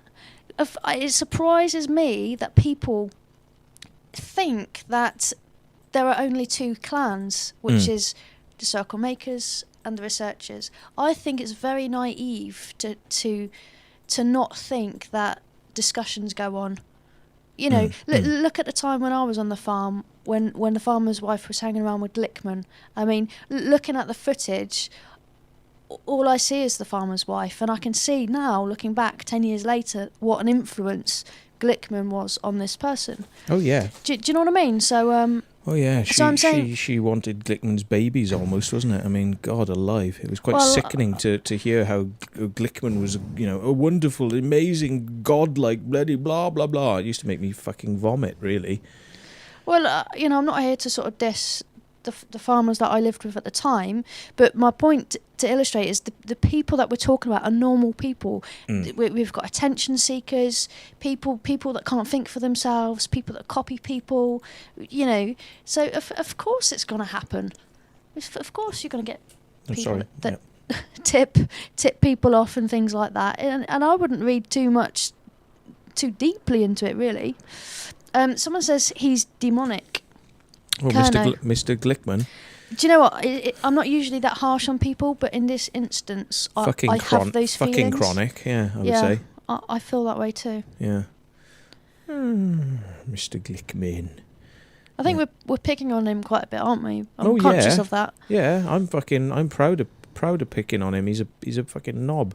He had his chance. He had his fucking chance on a plate. Come out and see circles being made before you get your fucking face rubbed in it. Yeah, and what happened? You know, he was like, no, I fucking don't want to come and see you making circles. And no, and in fact, I've got information that you made that circle, get you arrested, blah, blah, blah. Then lie to everybody, tell them that he didn't have anything to do with it, blah, blah, blah. And then say, oh, no, actually, I'm really proud of getting him arrested. Then ringing up my fucking landlord. You know, this is Glickman, yeah. Rang up my landlord, Bob Frierson, right? He's a farmer. And I was living in a Crown property, and he rang Bob up. I think, he might have even gone round there, Bob said. And he went round there and he said, oh, why don't you evict Matthew Williams? And he said, well, I don't want to. And he said, well, you should. He's a circle maker. And Bob said, well, I get on with him quite well, actually. You know, I don't mind Matthew, you know, and he hasn't made anything on my land. So I'm not actually really that concerned. And like Glickman was like, you fucking should. So Glickman, try and get me kicked out of my fucking house. Yeah, and all because he doesn't like the fucking truth. You know, he can't take the fucking truth because he's a con artist and he's the fucking hoaxer. He's the frigging hoaxer because he's had it on a plate. He's had the opportunities on a plate given to him to come out and see these things being done with his own eyes. He chooses not to, so he's a fucking prick. But this is the issue with him. I mean, in my mind, all we're describing is a lonely old man, aren't we? Because take away the geometry and the science and all of that bollocks. All we're discussing is... We're talking about a person that is so arrogant and so lonely that he's so... You could not get him to change his mind about something. Like, he's full of spite, isn't he? Spite. And I almost want to say hatred, but that's the vibe I'm getting from different... If anybody didn't sources. see the footage, I'll just show it to you again. We're just showing the footage from the Circle Speak video, which is from the Glastonbury Symposium, and this is just to fill people in, you know, what Mr. Glickman can get like and what he gets up to in his spare time. He's giving a lecture, and he decides to sing "Happy Birthday" for the death of Dave out of Doug and Dave, the two circle makers that started most of this off. And then he sings "Happy Birthday," and then he stabs the cake with what we could only describe as possibly a crucifix. You see what you think, so have a look at this. Scoundrels whose lies spawn 10 years of falsehood. Happy birthday to you. Watch the cross. Where is it? Now the camera pulls away and then pulls back. Now that was a fake edit, because they didn't want to show him stabbing it in. And look at the facial expressions. He's happy, look. He's really happy. This is power. Happy he's just stabbed the cake. Stabbed the birthday cake for the death of the guy. Oh, very nice, Mr. Glickman. Well done, old chap. Well done. No, he's a dark fucking horse. He is It's dark more horse. than that. We're talking spite, aren't we? We're talking about using religious imagery to fuck over somebody in terms of like, I don't like you, so I'm going to fuck you over in a very religious way, you know. But then I can almost see the razor sharp nails on his hands or something. You know what I mean? He's got that really creepy, I'm up to no good. Yeah. I'm here to cause trouble for people, regardless of the consequences. I think he looks like a rat, to be honest. That's just a personal opinion. Oh, that's getting really personal, though, isn't No, it, I think, you know, I think... Yeah. No, I don't think the guy looks like a rat. He's got fucking huge... I can't help it. I keep telling myself... He's got fucking huge ears that come out here. He looks like fucking Mickey Mouse, doesn't he? I mean, Christ, let's have it, you know, let's fucking put it on a plate. His scrawny frigging beard, his fucking huge ears, his massive gonzo fucking gonk. I mean, he's not exactly pretty, is he?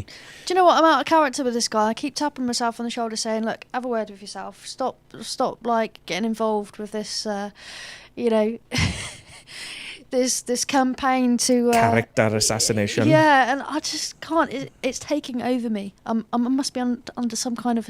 Have you got some kind of hold on me, Matt? Are you making me have these bad feelings about this person? Well, you know, you're having these feelings probably because you know what it's about. That clip has disturbed me. It is. It's a very weird one. I mean, I don't know anybody who's watched that and hasn't ended up coming away thinking, hang on, they're fucking in a conference doing that. You know, it's like, oh, happy birthday to the death of him. You know, Yeah, that's so troubling. It's like, you know, and then that somebody says, well, it looks like, somebody did say earlier on, it looks like a headstone. You know, it looks like a cross of a headstone. But to be honest, I think the only reason it's that fat and wide is because it just would fall apart if it wasn't built bigger. And that's just the way it is. But I mean, it was gripped by the top. So it was actually gripped by the top of the crucifix. So, you know, it wasn't gripped by the middle. You know, it's gripped by the top. Yeah. And stabbed in. I think it's a crucifix. It's a religious symbol. It's a cross. But even if it wasn't, he made it a religious symbol by how he used it. Yeah. You've got to look at the information you're being given. Like, my signals are usually pretty fucking good on things like that with people and stuff. And my vibe, I don't feel like I've been coaxed. I feel like this person... I tell you what it was. I think you had this idea about him, and you mentioned it a few... times ago, and I said, no, you can't think that way about this person. But even though I had feelings of it myself, I thought you can't go out and say that. But when I saw that clip, there was nothing to hide. For me, the decision was made as soon as I saw that clip. Like, yes, this guy, he sees himself as a cult leader. I'm not saying he is one, and I'd be giving him too much power if I said he was one, but I'm talking about how he's projecting himself in society. Somebody says he's probably a Mason. Well, no chance. Masonry is, in fact, very heavily Jewish inclined. And anyone who says it isn't is a fucking numbskull, because it is. I mean, you know, it's very heavy amount of Jewish people actually in the Freemasons. Yeah, I mean, it's they basically use the lettering, which is the Hebrew lettering, as part of the symbology of the Freemasons. It is in Hebrew letters, you know. And anyone who says the Freemasons is not a religious organisation, right, is a fucking idiot, yes? The Freemasons themselves will turn around and say, we are not a religious organisation. We do not allow people to even have religious conversations whilst they're in the Freemasons. They're not allowed to bring up religion, yeah? Oh, yeah? That's why if you go into any Freemasonic lodge, what do they have open on the floor? Yeah, on a table? They have a copy of the Bible open there, yeah, in there, and they read from it. So how can they turn around and say they're not a religious organisation when they've got a fucking copy of the Bible there and they're fucking reading from it in their ceremonies? What the fuck? I mean, we're talking about lying on such a fundamental fucking level that I think people who are involved in organisations like that lie without even thinking about it. And yes, I would say that although I don't have any information to say that Mr. Glickman is a Freemason, that the way he fucking lies with impunity, he just doesn't even register. It's like, no, this is the way crop circles are, and that's the way it is, and I'm really happy about that. Yeah. It's like, fucking hell. You know, he's got the characteristics of a Freemason, for sure. So don't get me started on Freemasons. But what was I going to say there? Do you know what intrigues me the most about this is, like, when you think about the presence that he's portraying, he's projecting this. When you walk into the room, people bow before you. It's in every part of him. You can see he's projecting that. And now usually someone like Sean Connery, someone like that, they learn how to do it through NLP and things like that. They learn how to put themselves in a nice place in their mind and how to have stage presence. There's like, how the fuck has this person got presence? Or how does he laugh at somebody's death and get a crowd to laugh? You know, how many people do you know that could do that? That I would like to know the answer to.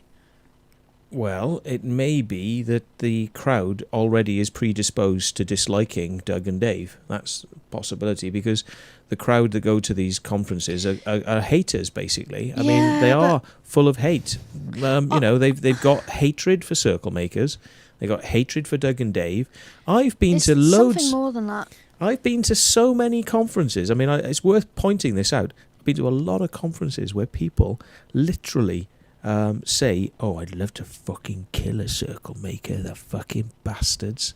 I fucking really cheer me up, that would." But that's what on a do you completely think? different Yeah? level to what And we're talking about. Yeah, but they're talking to people and they're saying, "So what do you think about that concept?" And the other person usually goes, "Yeah, that would be good." Yeah, I've been to conferences like this, circle researcher conferences, when people didn't know that I was a circle maker, and some of my best friends that didn't know that I was a circle maker. We're talking about. Hang on a sec. Oh, yeah. Right, okay.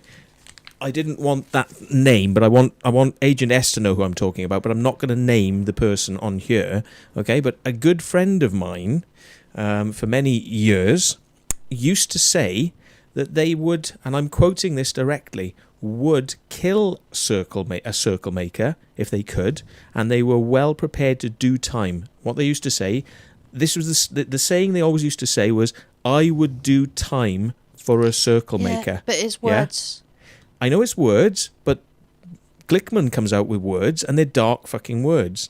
I'm getting the crowd going and going like, yeah, kill him. Wouldn't that be great? Yay! No, it's still on a different plane. Ooh, I don't know. I think there's a lot of sentiment has gone out over the years into, if we could get these fucking circle makers and do something to them. Yeah, there's been a lot of that over the years. There has been a lot of that. You can speak to Rob Irving about some of this, and I know Adrian Dexter was very wound up when I approached him because he thought, I was going to attack him because he'd had so much shit over the years that he, when I came to tell him to be careful because there were a bunch of people in the barge, you see, this is an actual example. I was standing upstairs in the barge and I was not known as a circle maker, right? But of course, I knew I was a circle maker, yeah? I saw Adrian Dexter come in. And I thought, oh, fucking hell, don't see him here very often, right? And then some people said, oh, see that fucking guy? That's that fucking Adrian Dexter, that is. That fucking circle maker. What a twat, right? I tell you what, should we fucking do something? Which car's he come in, yeah? Should we fuck his car up? Should we fucking slash his tyres? And there's this little conversation going back and forth between 4 or 5 people, on one side of the bar, and Adrian Dexter is in round the corner, yeah? And they're going, yeah, fucking, yeah, should we do, what do you reckon? Now, somebody that you know very well was there. That was, yeah. So again, I don't want to mention the names, but the person you know very well was there, and that person was backing this up, and was going, yeah, fucking do it. Fucking do it. Do the circle maker. Do him. Fucking, yeah. And they were all winding each other up. And what they did, in the end, I think they went outside and were going to put a potato up his exhaust, which can, cause problems. But I think, if you get it out, it can be okay. But I'm not sure if it will do damage to an engine. But anyway, I went round the back, and Adrian Dexter had gone down to the toilet. So I went down to the toilet and I said, hey, look, mate, listen, right? Fucking people up there are fucking going nuts, reckoning they're going to do something to your car. So you just want to just be careful, right? Keep an eye on your car because they're fucking talking about this upstairs right now. And Adrian Dexter was like, what are you doing? And he's like, get away from me, get away. And I was like, no, right? I'm just like, it's okay. I'm just fucking telling you, be careful. They're fucking talking about it, right? Anyway, Adrian Dexter thought that I was then threatening him, you see, and told people that I had actually come on to him and was threatening him, when in fact the truth was I was trying to warn him about these idiots upstairs that were wanting to do some fucking damage. So that's the type of thing you've got to be aware happens. And, this is one of the reasons, again, one more of the reasons why I want to do this channel, to show people that the circle makers are not necessarily the bad guys that you think they are, because some people out there, up until recently, wanted to catch circle makers and fuck them up. Yeah, and there's a lot of that out there. My attitude still remains that there's no such thing as right or wrong, just the consequences of your actions. And I doubt anybody that isn't prepared to look at both sides of a story. If you are a researcher hating the circle makers and protesting against them without even trying to listen through a third party what they've got to say, and vice versa, a circle maker that has no interest in listening to what a researcher has to say on any level, I think both are as bad as each other. For me to look at you with any kind of respect or integrity, you've got to be able to do both on some level. that there has to be an indication that you've at least prepared. It's being open-minded, isn't it? Are you open-minded or are you closed-minded? You one or the other, aren't you? Yeah.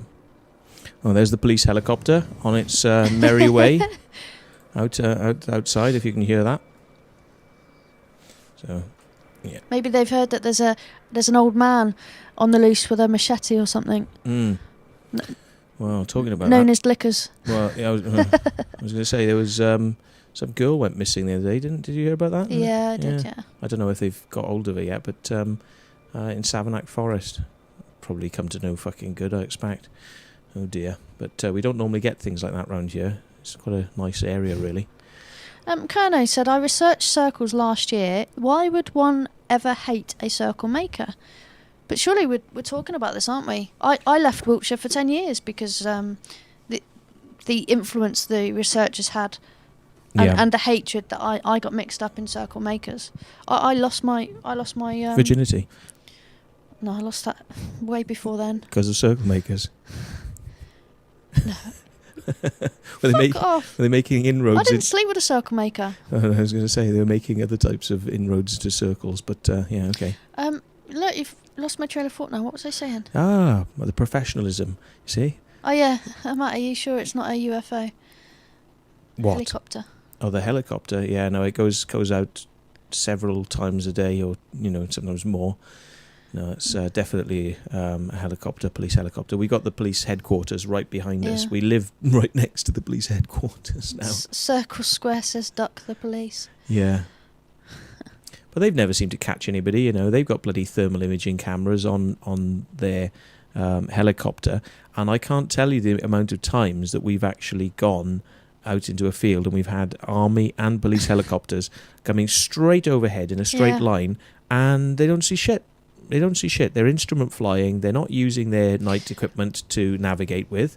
So that's only used when they turn up on the scene and they're trying to catch a criminal. Okay. But I mean, they would have an absolute opportunity to catch circle makers in the act if they were using that equipment, and they obviously don't. So I just put that forward to you because, I mean, we know that we've never been caught.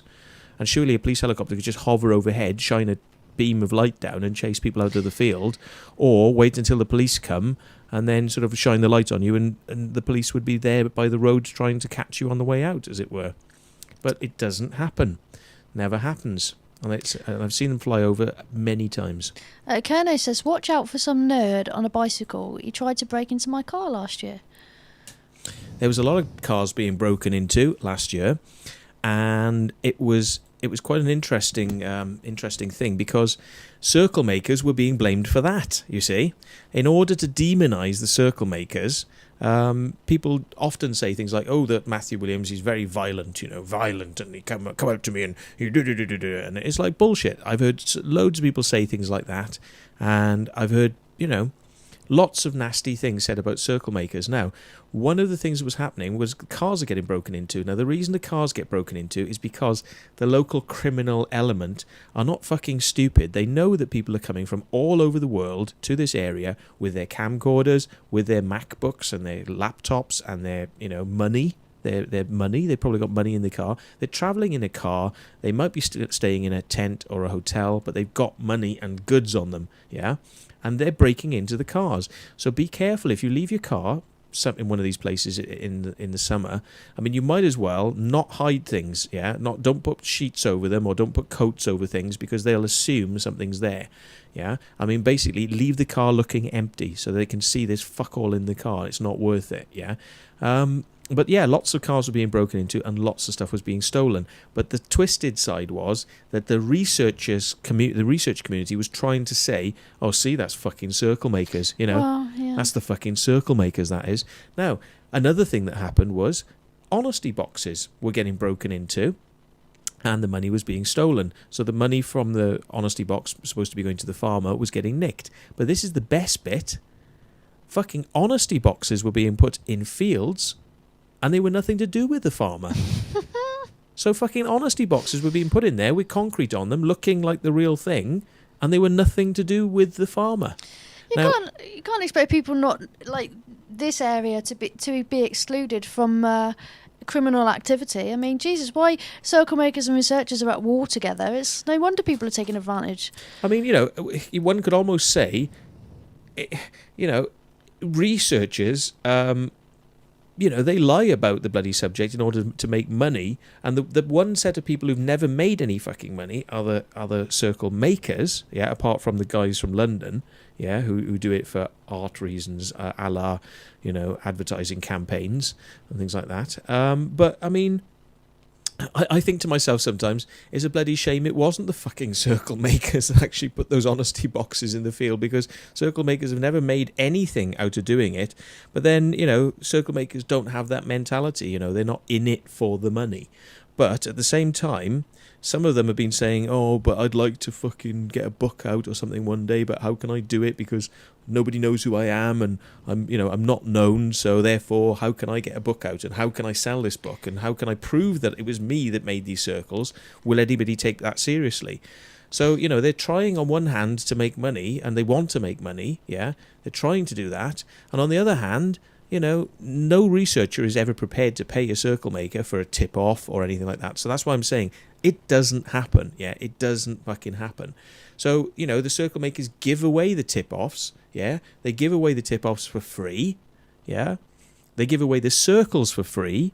And the only people who are making the fucking money are the criminals putting the fake honesty boxes in there, and the fucking researchers who are lying through their tits or arses or butt cracks. Yeah, but at the end of the day, success isn't something that is owed to a certain individual in life. Success is something you go and get, and you get off your ass and you get it. If you want to write a book, then you don't put obstacles in your way and say, oh yeah, but people don't know me. It's like, fucking, get off your ass and do it, innit? That's what makes someone successful. Success will never be given to you. Yeah, you have to go out and do it yourself. But I mean, this is the thing. It's a very strange subject. How many subjects do you know where the people that actually make the whole thing possible actually do it for free and never really get anything for what they're doing? I mean, apart from like sports, I suppose. I mean, people are doing it for the sake of it. They're playing sport because they enjoy the game of football. They're not going to get paid for it. But it's a similar sort of thing. But I mean, in terms of an artistic thing, it's an artistic endeavour which is temporary, and the artists don't make money out of it, and then a lot of them don't get credit for it. So it's a very weird subject, really, isn't it? It's about what your intention is as well. I mean, you've got to know what your own intentions are. Yeah. I mean, if you're confusing it, or if you're a secret circle maker and you don't give away the secret phone calls and stuff, and you keep your documentation, then I'm sure, if you understand what your goal is, then you can measure your success. But if you're someone that's been in it for a while, seen that people have come and gone, some people have been successful, and you say to yourself, oh, I wish I was that person, then you're not gonna win anything, are you? Yeah. And Darthy was saying his mate went to a wicked acid party in the middle of nowhere in a forest, and all the cars got fucked over. Saw that. That happens a lot. You'd be quite surprised. That happens a lot.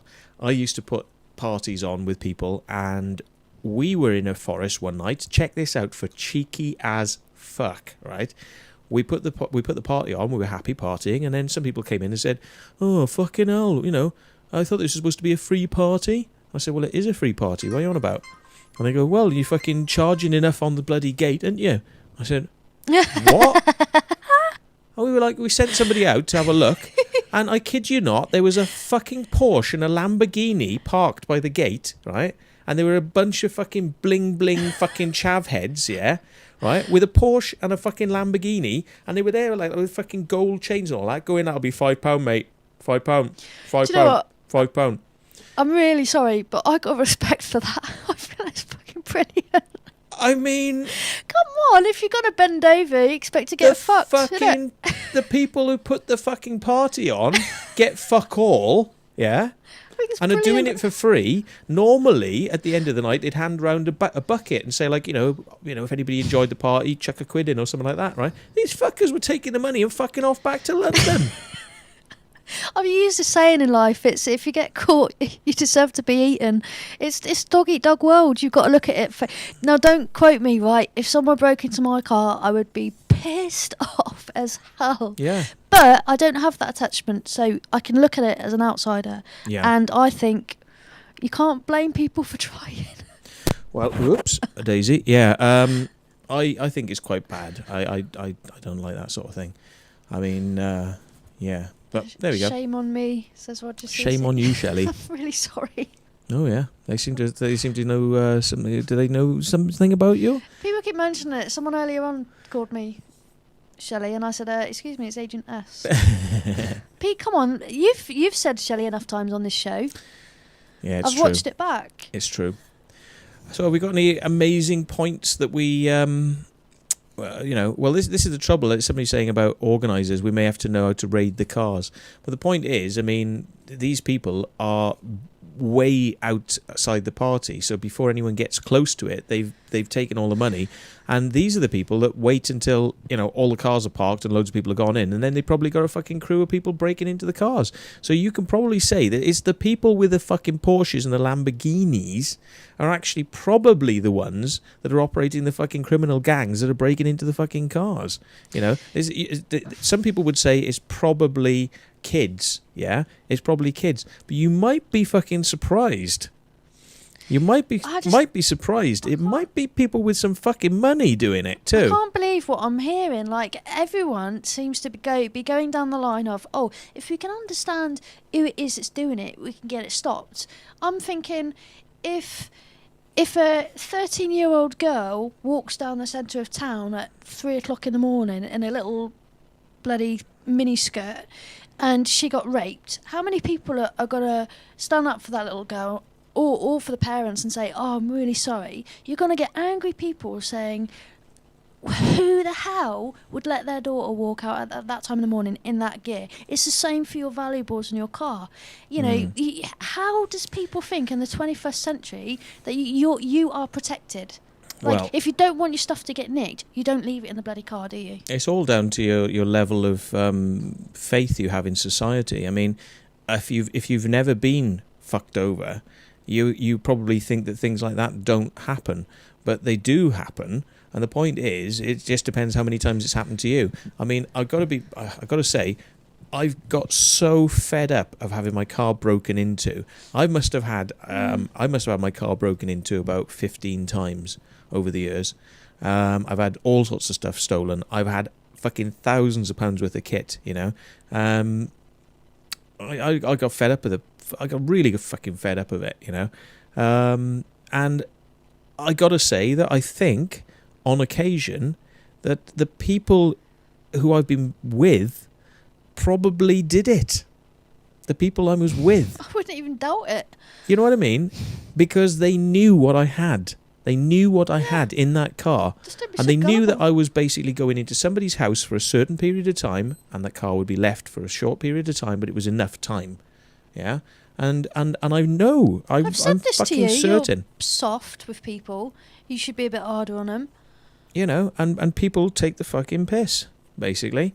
And yeah, I mean, I've had a lot of stuff like that go over the years. So it tends to, it's taken me to the point where I say, well, do you know what? I don't want to fucking organise these free parties anymore. Fuck them. I've done it. I've lost a lot of money, and I've got enough kit left to put on a small party if I want to now, and that's it. I don't want to do it anymore. Haven't you? Yeah, I mean, I had my car tyre slashed going to a party in Bristol. I had my car tyre, and I had somebody said to me, "Can I borrow your laser for a second?" This is somebody I know. "Can I borrow your laser?" Turned around and then went and fell over and threw it into the dance floor. Accidentally on purpose. Threw it onto the dance floor, and then I walk in there with a torch, and of course nobody's seen it. Didn't come near anybody. Yeah, right. That just wouldn't surprise me. Yeah, I mean, call me fucking cynical. I have had people steal fucking things off me and fuck me around so much over the years that now I don't do much anymore. Yeah, but it's this actually is- made me a bit fucking pissed off and cynical. But I I'm still... intrigued by this with you, right? Because you're quite tough. You know people. You get things done if you need to. You're like bloody Reg. You guy that knows how to get things. You know. Yeah. You're big built. You can look after yourself. But you let people get away with murder. But I don't... I just can't... You know, it's You're just so fucking... patient with them. It's just... You Anyway. expect better from people that you know. You know, you expect better. And, you know, No, you I can't... don't. You know, you can't prove that people are doing these things because there's always accidents and things that go on behind the scenes and you don't see who's done it. But it really pisses me off. It's part of the reason I've kind of stopped making crop circles as well, you know, and now I'm doing this journalistic role and just enjoying myself because I've done the fucking hard work. I mean, I've done the hard work. I might not have worked as hard as some involved in crop circles, but I honestly feel like I've done the fucking hard work now, and now it's time to relax. You've played your part, haven't you? I've You've played your I've done role my out, bit, as yeah. other people have. And, you know, you can thank the free fucking parties and the pricks and the wankers and the thieves and the fucking, I'll say it, cunts, yeah? You know, the cunts, yeah? You can blame those people for now the fact that when they want to have things and they call, they get told no, yeah? A lot of people get told no these days with me, so you can blame that on all that. So Kerno's saying, blimey, some mates, Matt. Exactly. You've had some shit mates, haven't you? I have had a lot of shitmates, and I've had some mates who've taken the piss out of me so badly that I was almost prepared to get a fucking knife and stab one of them once because it just took the piss so fucking badly that I saw red, and I was getting close to the point where I was going to pick up a knife and fucking stab somebody. That's how bad it got. Yeah, people take the piss, so I told everybody I know to fuck off, basically, and you know.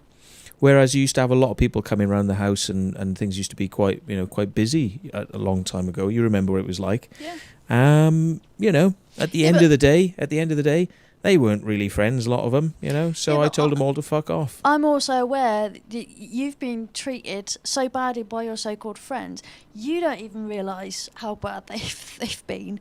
Because you just, I don't know, you seem to take people at face value, don't you? I do. I'm a little bit like that. I want to see the better side in people, and I think to myself, nah, they're not doing that. They wouldn't do that. They're not being like that. No. And I try to work, you know, what's going wrong here? What am I not seeing? I mean, you know, because I kind of think, no, people aren't like that. People aren't like that.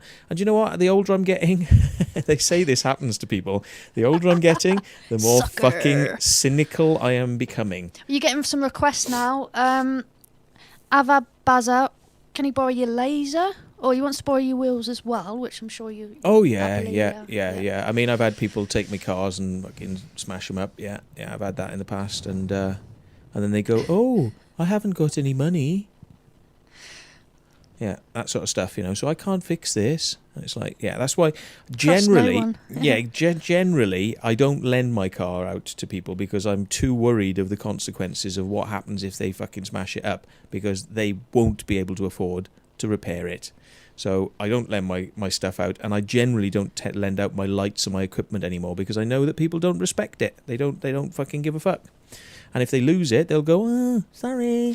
Circle Square says only trust the truth. Yeah. But the issue I got with that is that people don't see the truth because they don't mark the alerts that happen, the alarm bells, you know? Like, all the times you've been pissed off, if I said to you, when somebody comes out as a someone you don't trust, you can speak to that person and say, when did they lie to you? Can you think of a time when they lied to you? When did they ever abuse your trust? And guarantee anyone that comes out as being a bad person, everybody, first thing they say is, yeah, I fucking realise it now. Remember that time when he did that? And it's like, you got to spot the alarm bells when they occur. So never take a person at face value. Yeah, I mean, it just teaches you a lot, you know. I think when you're young, you kind of, you do sort of accept a little bit too much, and I'm not quite so accepting anymore. I mean, I have been quite a ruthless researcher over the years, though. When I've encountered bullshit with research, I've gone in, you know, for the jugular on many occasions with people, and I've done it with crop circles, really, as well. I mean, in those early years, I was trying to protect people's fragile fragile egos and not upset them by saying, actually, we're making circles. But we were trying very hard as we could, to kind of say to people, we know the circle makers are good people, so that people would accept that. But all I used to get from a lot of people years ago was, fuck those fucking circle makers. I do time for them. Fuck them. And, and all this sort of stuff. And I was like, whoa, hang on a minute. You're supposed to be love, light, and harmony and peaceful. And, and all I'm hearing is you want to fucking hurt people. I mean... Yeah, but this is what I'm saying. I can't believe... I'm just intrigued by you as a person, because I know both sides of you. And you have got a dual personality. You have got the tough nut.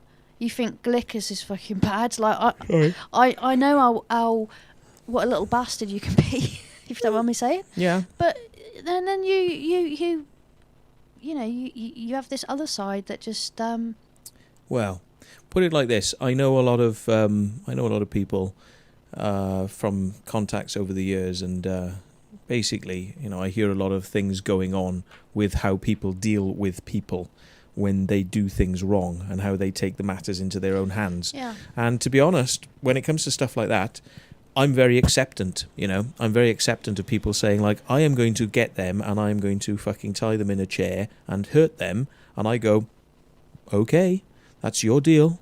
You have to live with what you're doing. Yeah. And in some ways that comes across to a lot of people as very callous, because I'm not sort of going, oh no, that's terrible, that's wrong. And I'm like, well, no, it's not my deal. It's their deal. They're the ones who are wanting to do that. So if they want to go and do that to somebody, that's up to them. But they, as you said earlier on, have to realise the consequences of their actions, because if they do go and do those things, which are quite bad, they're the ones that have to pick up the pieces. And if anybody gets hurt or killed with doing stuff like that, you've got your own karma, you've got your own conscience you've got to live with. And at the end of the day, you might end up in bloody jail. So if you want to live your life in jail, then that's fine. But that's not for me. If you don't want to do the time, you don't do the crime. So Yeah. So, I mean, on one hand, I mean, I can appear quite callous, because I say to people, yeah, fucking, somebody's ripped you off. If you want to go and do whatever that thing is you want to go and do, good. Go and do it. Good for you, Well done. Go and sort them out, because the world is full of pricks, and maybe some of them do need a fucking lesson from time to time. I'm not necessarily the person to give them that lesson, but, I agree with people who want to go and sort out people that are wankers, because there's a lot of them out there. But it does illustrate, though, how society, as much as we all complain and moan about it, everybody is... We're cushioned, aren't we? We've been wrapped in cotton wool from... we've been hidden away from the muggers and the molesters and all of this stuff. And all I'm saying really is you're lucky this stuff don't happen to you every day. Yeah. So I wouldn't, don't ever catch yourself saying that person's wrong to do that or that person's right to do that. Just understand the consequences of that person. Yeah. Because that has an effect on how you behave as a person. Well, yeah, it teaches you some stuff. I mean, I've got to be honest now. I mean, I look a little bit more out for myself than worrying too much about other people's, worrying quite so much about other people's feelings, which I think allows me to, do this channel, because at the end of the day, some people say, like, well, why are you doing this? It upsets the fucking researchers. Fucking good. Do you know what? Makes them lose a bit of sleep, pisses them off. So what? What the fuck? Why should I care? Why should I fucking care about a researcher who can't get off their fucking arse to work out that crop circles are made by people? Why should I give a fuck about somebody like that? I mean, it's like I gave a fuck about the person I knew who nearly committed suicide because they found out that we were making circles, but that was a long time ago, and that was a personal friend. But why should I class all these circles researchers as friends? They're not friends of mine. In fact, if you look at the way they talk about circle makers, in fact, they're actually my fucking enemies. So if what we do with this channel pisses some people off, I actually think that's quite good. Because maybe they need to be pissed off. Maybe they need to be slapped around the face and woken up. And sometimes you need to have a little bit of pain before you'll actually realise the truth. And have I depressed you a bit there, Matt? Your tone's gone... No. You okay? No, and that's the other thing about... you probably know this about me. Yeah. I mean, I can sound quite, angry a lot of the time. I think people think I'm angry most of the time, actually. I used to think that. Yeah, I mean, most people do. They think that I'm really angry all of the time. But, I mean, I always put it down to coming from Wales. I mean, you sound like this when you come from Wales. I mean, it's like, oi, butt, how are you? You all right, butt? What are you fucking doing then? Fucking hell. You know, and that's how people talk. And it sounds aggressive. Yeah, confrontational almost. It sounds confrontational when in Yeah. fact it's actually, you know, all right, but how are you? Fucking hell. I haven't seen you in fucking ages. Yeah, because you talk like you're about to go right up in someone's face. Fucking like that, yeah? Yeah. But that's the way that people talk where I come from. To be honest, I used to say it to my friend who used to say it to me. I used to say, well, I think you were exactly the same, and you come from Scotland. And you Scottish people, you sound like fucking aggressive, fighty fuckers. You know, it's the way you talk actually, you know, makes you seem like you're on edge and you're going to explode. And in fact, inside, I'm not that fucking wound up, really. It's just I'm animating the way I'm talking to get points across.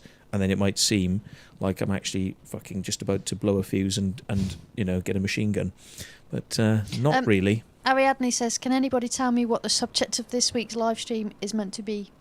The subject of this live stream this week is why nobody will Skype the fucking show. Yes. That's the subject matter this week, yeah?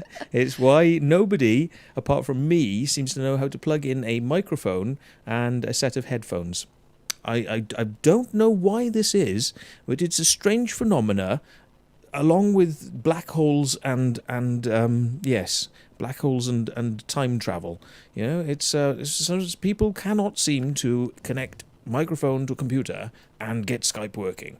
Perhaps we should say we'll tighten the show to 2 hours exactly if nobody Skypes in, so everybody loses out. Yeah, okay, so we're going to go now because although it's starting to get a bit more interesting, people are asking questions, we did say we were going to go. I maybe won't do a show next week if we can't get a guest because, I mean, at the end of the day, this show has been about me waffling on and AgentS here helping me keep it going. So, you know, I want people on the show, but I mean... How I have to be like a researcher, ringing these people and begging them, and then they're going, no, I'll think about it. Yeah. You know, I'll think about it. Ring me tomorrow. And I was like, oh, so you only come? Oh, I thought about it. No, maybe not. No. Can you list the people that you've approached recently, just so people know? I'm just trying to think now. Reg Presley. I sent an email to Busty saying could he ask Reg and would he himself come on the show. He has said that he just doesn't feel up to it at the moment, but he hasn't got back to me about Reg. So that's Reg.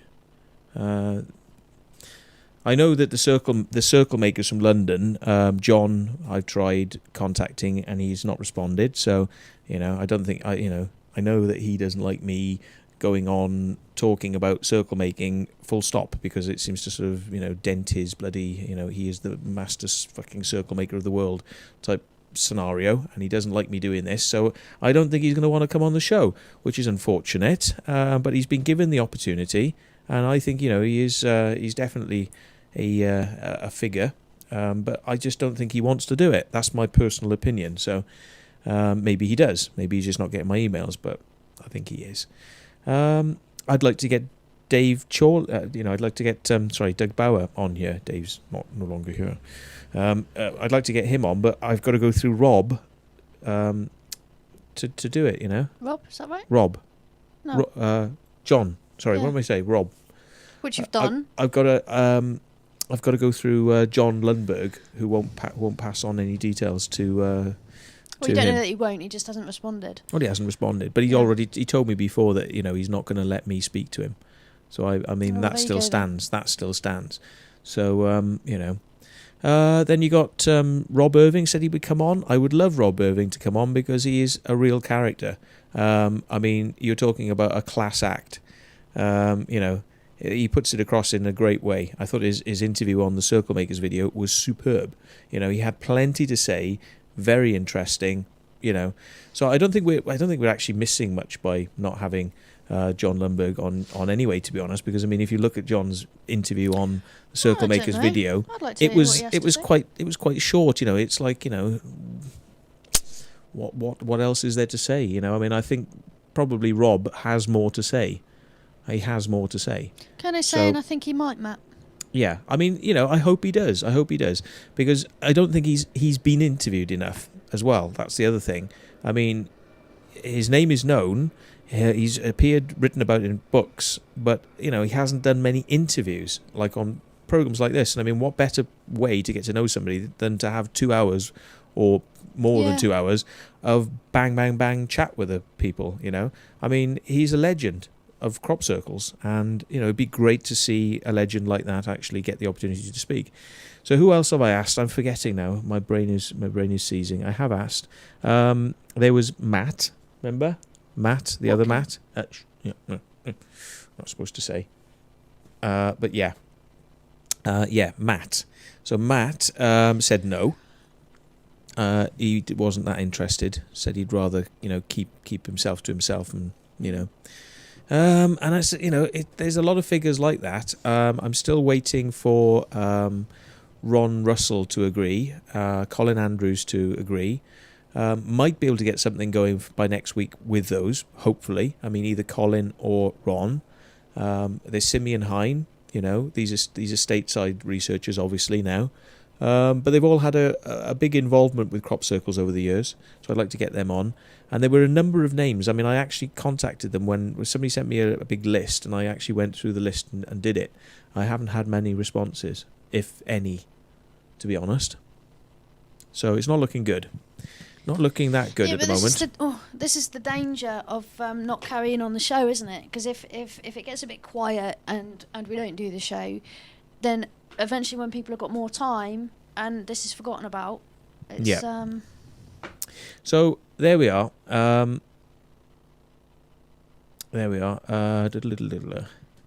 think somebody's Dorothy saying, Matt, I think the fact Rob joined the show earlier on the schedule, perhaps he could be up for a small chat. So okay. Somebody saying David Icke as a suggestion. Well, I know David Icke. I mean, I did his videos for him. His early videos. I created the 6-hour marathon videos that he did years ago. Do you think he'd come on? He might. He's a very busy bloke. But I mean, what does he know about crop circles really, apart from maybe his misinformed opinions that he had years ago when he might have thought these things were made by aliens, and he's spoken to a lot of channels. I know that he spoke to people who channel aliens and things like that, and they all say, oh yeah, the crop circles are made by us and we're from Alpha Centauri and we're really cool, and he's put that sort of stuff, that type of material has ended up in his books. Not exactly like that. I'm not paraphrasing very well there, but I don't know what would he say about crop circles. What would he say? I mean, what would he say now that people are making them? Does he think that's a good thing or not? I mean, he could give his opinion. But this is the thing, though. It's like, I think someone just briefly mentioned it earlier. I mean, when you come across people in the fields, in the pubs, you might get 10 minutes, you might get an hour with them, just throwing back a few ideas, like pub chat or whatever. You don't really get to know who somebody is, where they're coming from, what their intentions are, who they are as people. And for people to come on here, I still think to anybody it's an opportunity, because people, you've got people's attention. They're listening to what you've got to say. Yeah. And people can learn from you. I tell you what, I need to be slightly more organised, actually. I'm moaning that nobody's coming on the show, Yeah. but I need to be slightly more organised about how I do this. Go. I need to have a list and tick them off if they won't come on, and keep banging away till I get answers from the ones that are on the list. Because I've sent stuff off to people, but they haven't responded. I mean, Nick Pope would be a good one. He's written about crop circles in the past. I've spoken to him on quite a few occasions. I've ribbed him ruthlessly, and I was right. That Nick Pope was not the, albeit highest level in the MOD that was dealing with UFOs, and I actually fucking proved my point. And now Nick says, yes, Matthew, you were right. So I was fucking right. And I would be interested to get Nick on the show just to say, well, okay, let's not like harp on too much about the past with that stuff, because, at the end of the day, I was proved right. And he knows I was proved right. But I'd be just like interested just to say, well, okay, let's have you on to talk about crop circles, because you've written about crop circles in your books. So what do you think now? what do you think now? What about crop circles then?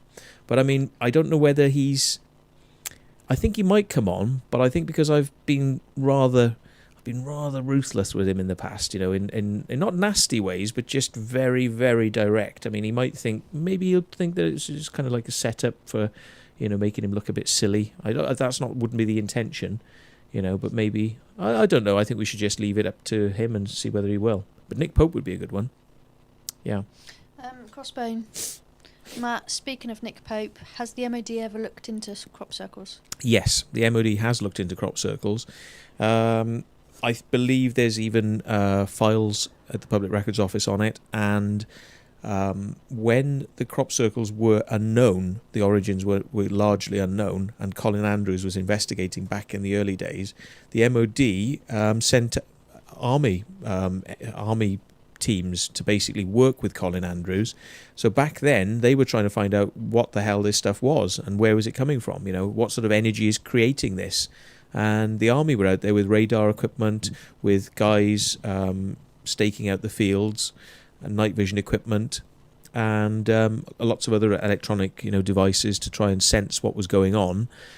So yeah, they obviously came to their conclusions about what this stuff was, and that was pretty much at the same time that they actually worked out from Operation Blackbird, I think it was, that people just managed to create a formation in front of you, and you were all there, and you didn't even realise.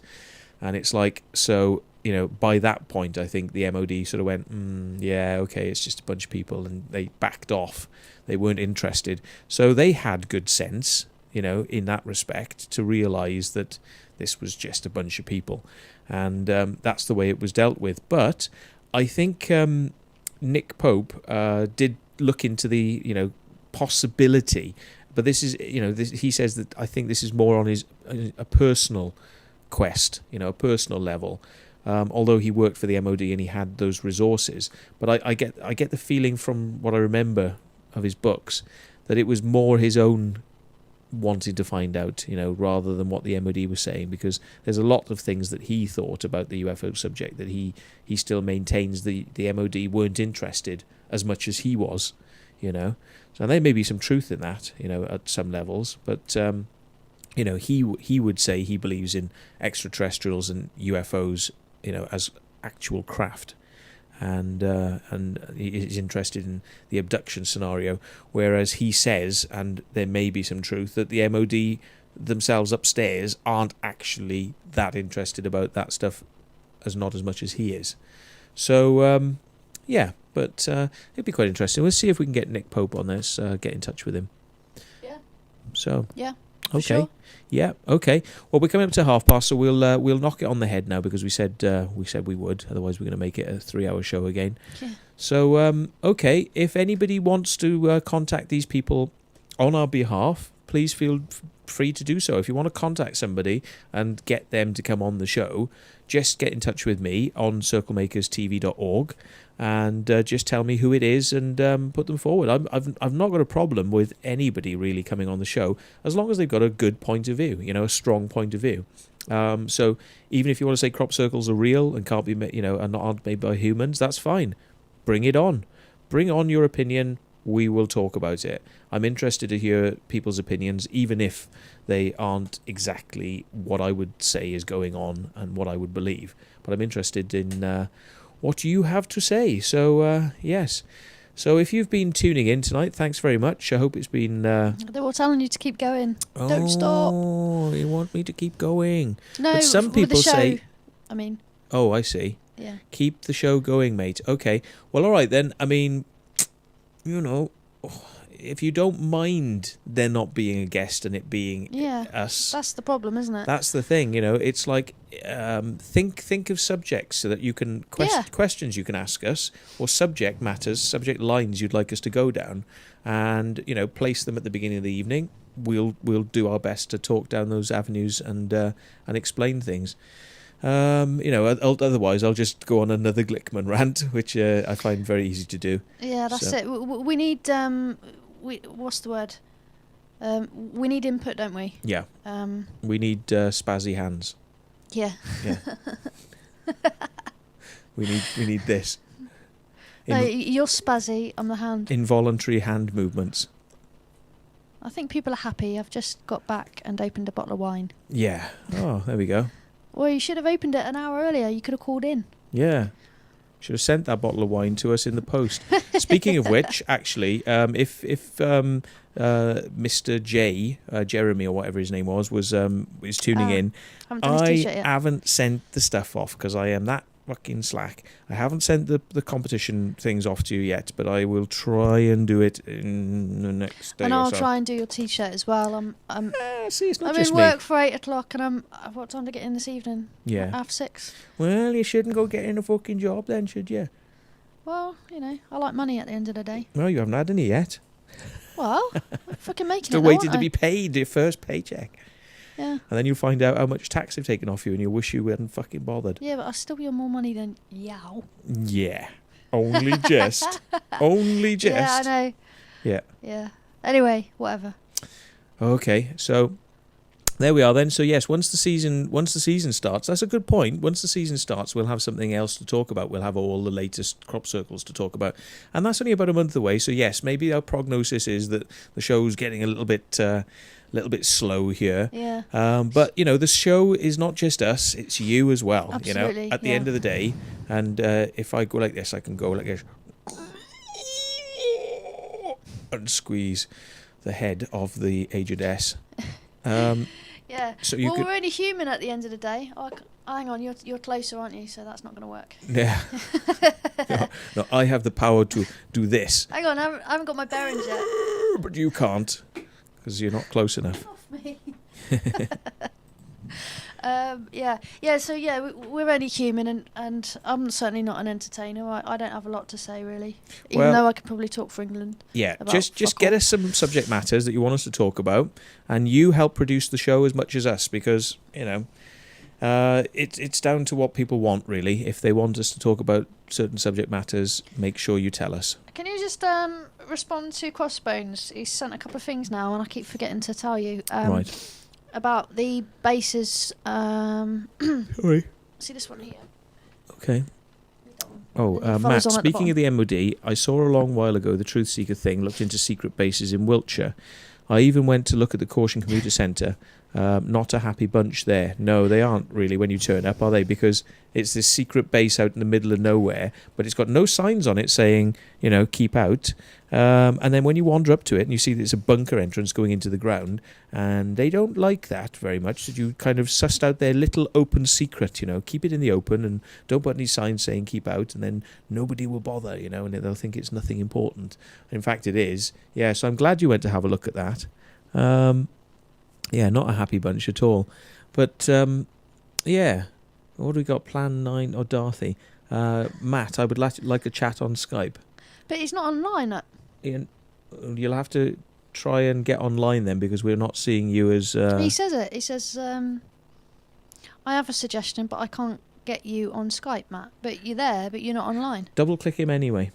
It might bring him... It might sort of jig the system because Skype is a bit like that.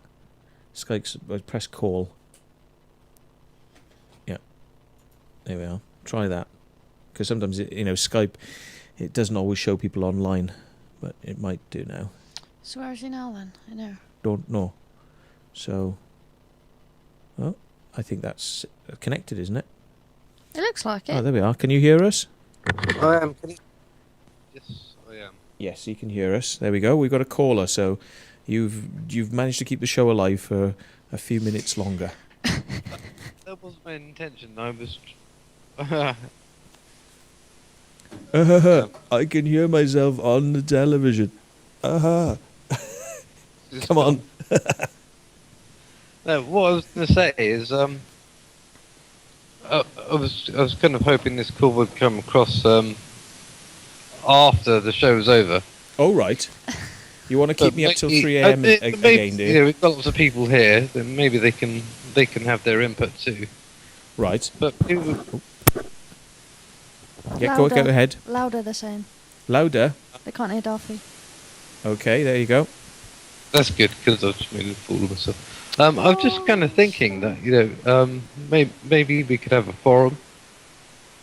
You want a And, foursome? A forum. He wants to foursome, he said. A forum that we Oh, can all forum. chat. Oh, that's okay. Yeah, and then I just maybe thought you we were saying chat- something else chat- then. Chat between the shows, and then that may give you some subject matter to talk about True. I think that's a good idea, to be honest. between shows. I mean, I'm quite happy to do something like that. I don't know 'cause how we'd you can integrate build it. websites, can't you? Well, I've tried doing things like this in the past, you know, and creating sites and getting interest for people. We could stick it on the back of the CircleMakers TV. We could have a little forum there. I can create those things and back it on. The trouble is, it's getting people to actually use the bloody thing. So if I do it again and find that people aren't using it, then obviously it's not going to be much point. But I can try. Would you think it would be a good idea to do it on the Circlemakers TV website, or do you want to do it somewhere else? Because I mean the trouble is got to make sure that people don't get shafted over with their user details as well. You should just use Crop Circle Connector, but then very well that I've tried to register with this website. Did you register me in email? I did send a prompter email to you because there was a person. Well, you should have because I haven't. Well, yeah, but you should have because I did send it to you, and therefore you should have contacted. 3 weeks ago now. Yeah, but you remember the night that you told me you had nothing from me? Yeah. I sent something to you there and then, instantaneously. No. See? There, I sent it, boom, there, and then, bang. And you still say you haven't got it. And when you contacted me at work on Skype, I think it was, and you said, you asked me what my username was or something. I will give you the details one more time, but remind me at the end of the show and I'll do it. So, anyway. Sorry, Dorothy. So what were you saying about ideas for where to do it then? Well, I'm not 100% sure. I just was sort of floating the idea, but I'd be kind of willing to set it up and look after it. I mean, you already do enough trying to find guests, trying to do the show and everything. Go. I mean, I set up a thing. I'd be more than willing to work with you on it. I set up a thing called cropcirclechat.com, and that's there now, and hasn't really been used Since 2009. I mean, nobody bothered with it. So I'd be quite willing to help promote it. Cropcirclechat.com. Do all the other side of things if everyone wanted to. Yeah. So I mean, what we could do is we could put a link for that. I mean, I'd probably learn more about crop circles by doing it than I already know. Mm. Well, I'm quite interested in learning more about all the different places and. Yeah. Well, what I could do is anyone who wants to sign up for this Crop Circle chat thing, sign up for it and start posting on it. I mean, just use a Facebook page. Promote it a bit. Yeah, I mean, we need to link it, I think, to the CircleMakersTV site, because this was an idea I had, because I realised back then that enough wasn't being talked about circle making, so therefore we set this up. But as some people have said, we could have just used the Crop Circle connector. I mean, we could have just carried on using their thing. Well, I mean, I think you should perhaps use it for the people that sign in on the, people that watch the show week in and week out. Yeah. Maybe it should be something that, that they own. Right. And then they can talk about stuff, post what they find, and then that will give you ideas to talk about, your next show. And yeah, well, if you want to set it up yourself, you're more than welcome to do so, and we'll put a link for it on the site so that people can get to it. Yeah. I mean, I wouldn't have set it up myself necessarily. Would be would do it in conjunction with what you wanted to do. Yeah. Well, okay. The only thing I'll say is that from my own perspective, I'm concerned about people should probably be anonymous in respect of their details, much like they do on the Crop Circle connector, because that sort of thing can be abused, with people's details being private in one respect, and yet the admins can go and look at who they are and that sort of thing. So I would recommend people. I see what you're saying. Yeah. Yeah, I mean, I'd recommend that if people do this, that they kind of use a level of anonymity for their own benefit, really, so that people don't sort of target them. In certain ways. We all know you don't have to put your name. You don't have to, exactly, yeah. So that keeps people safe. But yeah, it's a good idea. I mean, you know, either use what's already there or start something completely new. But like I say, I mean, you know, you got one ready made there that just literally needs moderators to go on and start tidying it up and working with it. Just use that one then. I mean, it's ready done. It's ready done. Go and have a look at it. If you think it needs something different, you know, then by all means set it up. In fact, if you want, you can. I'll delete the forum, and you can install your own version of a forum. No. You know, and I just wasn't aware that it was there. To be honest I with you. wasn't either. yeah. I mean, I'm sure many of the people in the chat channel. no, actually, I've be aware never that it's there. publicised it. Never publicised it on here. I forgot to. Completely forgot. Yeah, maybe we'll just do that then. I mean, but the lack of interest in using it was one of the reasons that I thought, well, let's do this CirclemakersTV thing, because at the end of the day, I mean, there's forums coming out of people's arses, aren't there? You know, I mean, there's so many bloody forums, and there's so many web pages on crop circles, and there's so much of that stuff, but there's nothing in the way of a TV channel. And I thought, well, that's got to be unique, isn't it? So, and Well, thankfully, I think to link that to the TV channel that you know, Yeah. you obviously, you know. yep, Obviously get the conversation 40 going. People, yeah. We can Absolutely. keep chatting about stuff. You can check in on it, and then it will give you ideas for your next shows. Yep, And sure. whatnot. Yeah, and I mean, I really don't believe myself in ruthless sort of pruning of these forums that you see going on. I prefer to kind of let people have a chat and leave the threads on there forever, you know, and because at the end of the day, somebody in 10 years' time might come along and type in a string, they're looking for something, and it'll go, yeah, we've got that. That was talked about 10 years ago. Yeah. You know? Well, you know, I run a gaming forum, and it's never been cleaned up since the 5 years it's been running, and it's just people keep complaining. This is too complicated. There's too much stuff on there. You're the perfect person to deal with You know, this. we then, never Mark. prune it. It's just it's all there. Well, what you can do, you see, I mean, I think the best way to do is you don't prune and delete. What you do is you move stuff from the actives into the older inactives. And then they're still there if people want to look at things that are very old, but you've got the newer stuff, which obviously moves its way to the top. And then you have an archive of older stuff, which if you don't want to go in there because you don't want to see all the thousands of posts that are there, then don't go in there. I kind of really wanted to take this off air, but because it's getting probably boring for everyone else to listen to. Well, I don't know. No, it's... But you know, the active topics will always come to the top. You know, yeah. that's the way the forum works. But then if a topic becomes inactive, it'll, you know, people won't look at it. Yeah. So there we are. I mean, if somebody wants to... Roger CCC is saying, nice to hear your voice, Dorothy.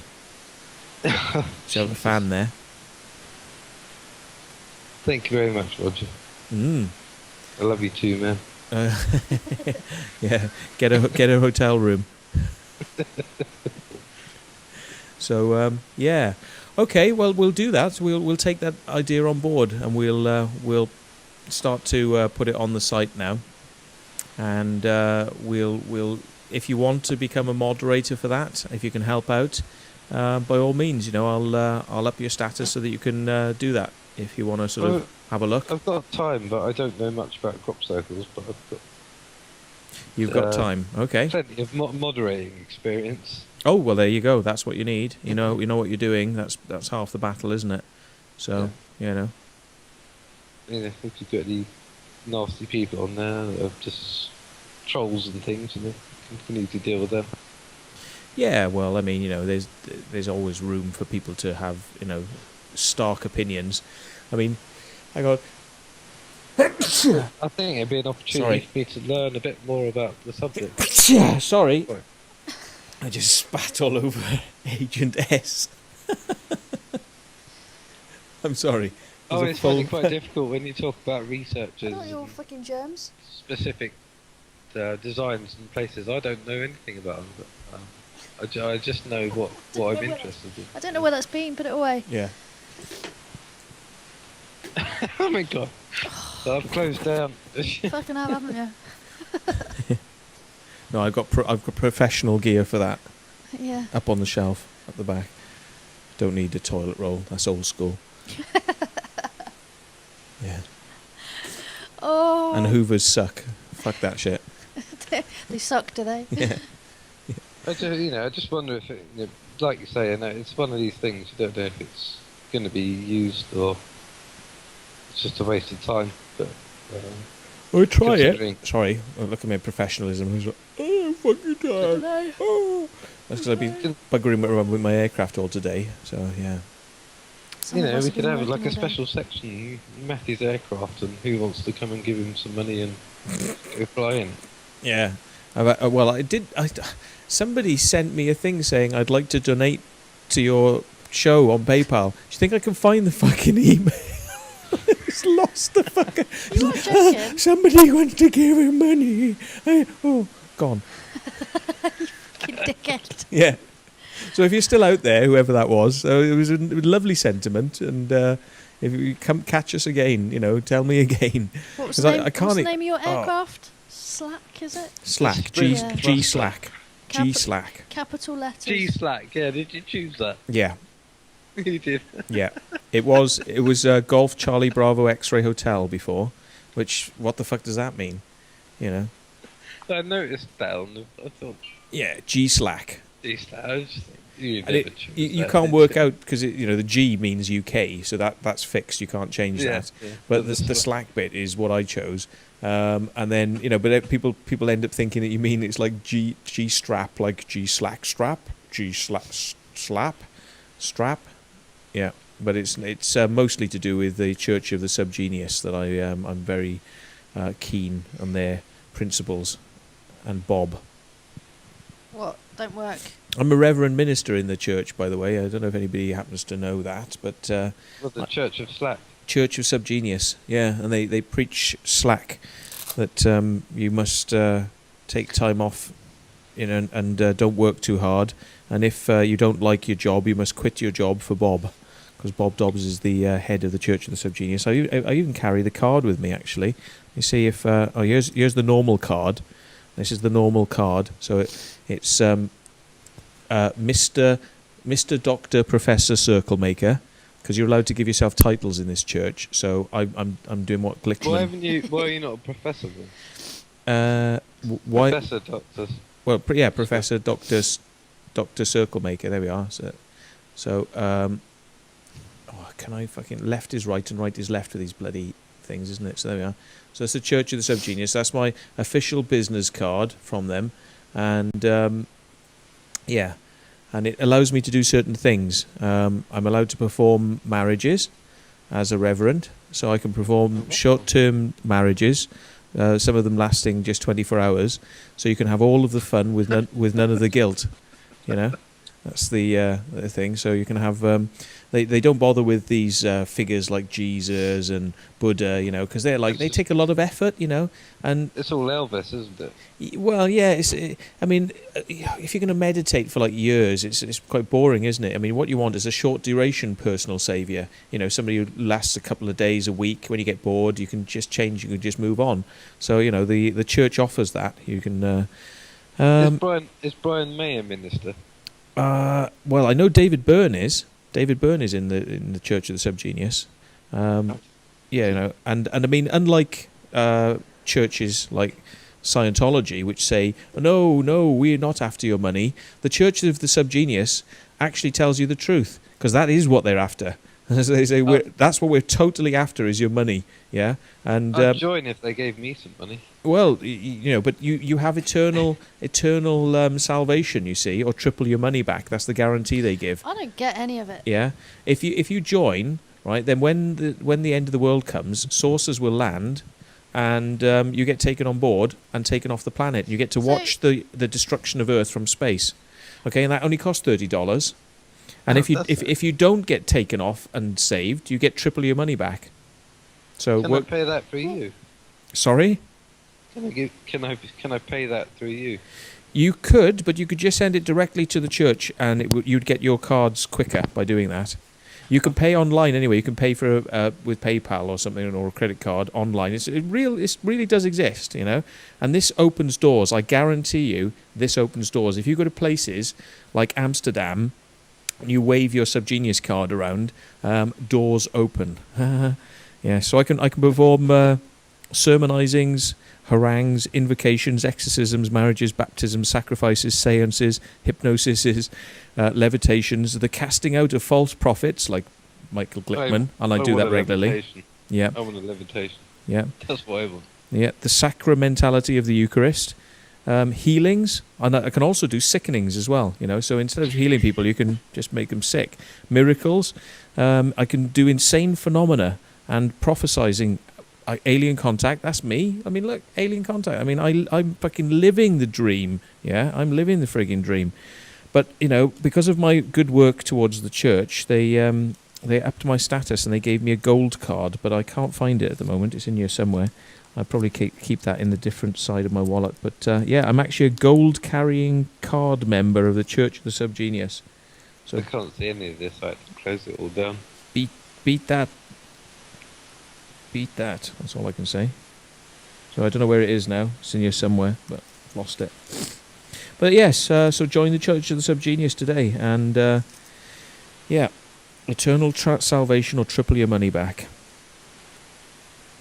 There's my card for my flying. So that's my British Microlight Association card. What else have we got in here? I actually went to Tesco's today and I saw that it wasn't buy one get one free. It was buy one get two free. Yeah, I've seen that happening in Wow. supermarkets now. Yeah, fucking desperate, aren't they? Fucking Buy one get two free. Yeah, but what of course they don't tell you is that, you know, they buy a packet of Duracells in and it actually costs them £1. Okay, they go on the shelves for £4.59. Yeah, and then they go, oh look, but what we'll do is we'll give you 2 packs for the price of 1. But it only cost them £2. So, you know, yeah, it's all bollocks, isn't it? Really. I don't go to big supermarkets because of the mind games they play with you, moving stuff around on the shelves, the types of games they play where you look down at a can of Coke or a bottle of Coke and it says on offer now, only 59 pence. You pick it up, you walk to the till, and they go, that'll be £1.89 please, and you go, oh, it's 59 pence, and you go back there with a fucking guy, and he goes, oh no, that thing is for that can of Coke down there, this can of Coke on the left. Yeah, the rest of the cans of Coke are £1.89. Yeah. And they play those sorts of games with you all the fucking time, and it just pisses me off, so I just don't go in there. I just go to Lidl's. Save a lot of money. I come out with a bag of shopping from Lidl's, £10. Yeah? Come out of Morrison's or Safeway's, that'll be 30 fucking quid a bag. You just know it. Anyway, we're getting on to shopping now. It's quite boring, isn't it? I'm sorry. Boring. Oh, I'm sorry. I'm not suggesting that the topic of conversation had deviated into boring areas. That's not what I'm suggesting at all. No. Yeah, but we know the weather and all that sort of stuff. We have to sort of steer a certain path. Yeah, it was a very nice day today. Yes, I did. I stood in the sun and it was lovely. Yes, there we go. So, right. I think we're at the end of the show now, don't you? I think we should pack it up.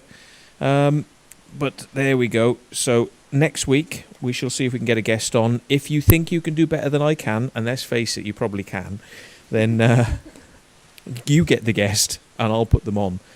I'd like that. Let's make you the production staff. So thank you, Darthy, for your call, and we shall speak to you soon. Thank you very much for being the person that actually bothered to call in as well. Thank you. Good night. Goodbye. Cheers. Right, there you go. You can probably drop that one now because he's just going to listen to us on his normal thing.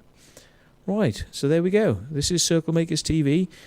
You have been watching AgentS and Mr. Matthew Williams, and we hope that you will pop back next week to see whether we're here, and if not, we shall let you know via YouTube and via the website CirclemakersTV.org if it's not going to happen. But yeah, we'll see what happens. I'm sure we'll end up doing it probably anyway. Says you still got the same duvet cover on. I have still got the same duvet cover on. Yeah, it's quite good. I like it. It's good.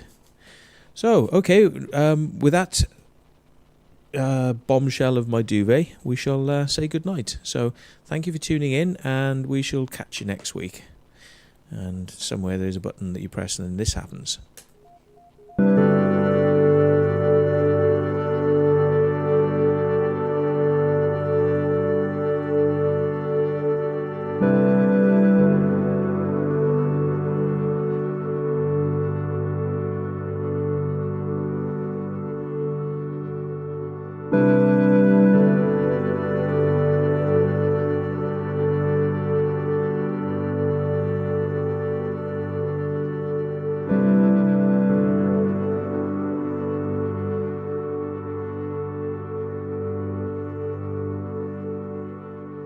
you.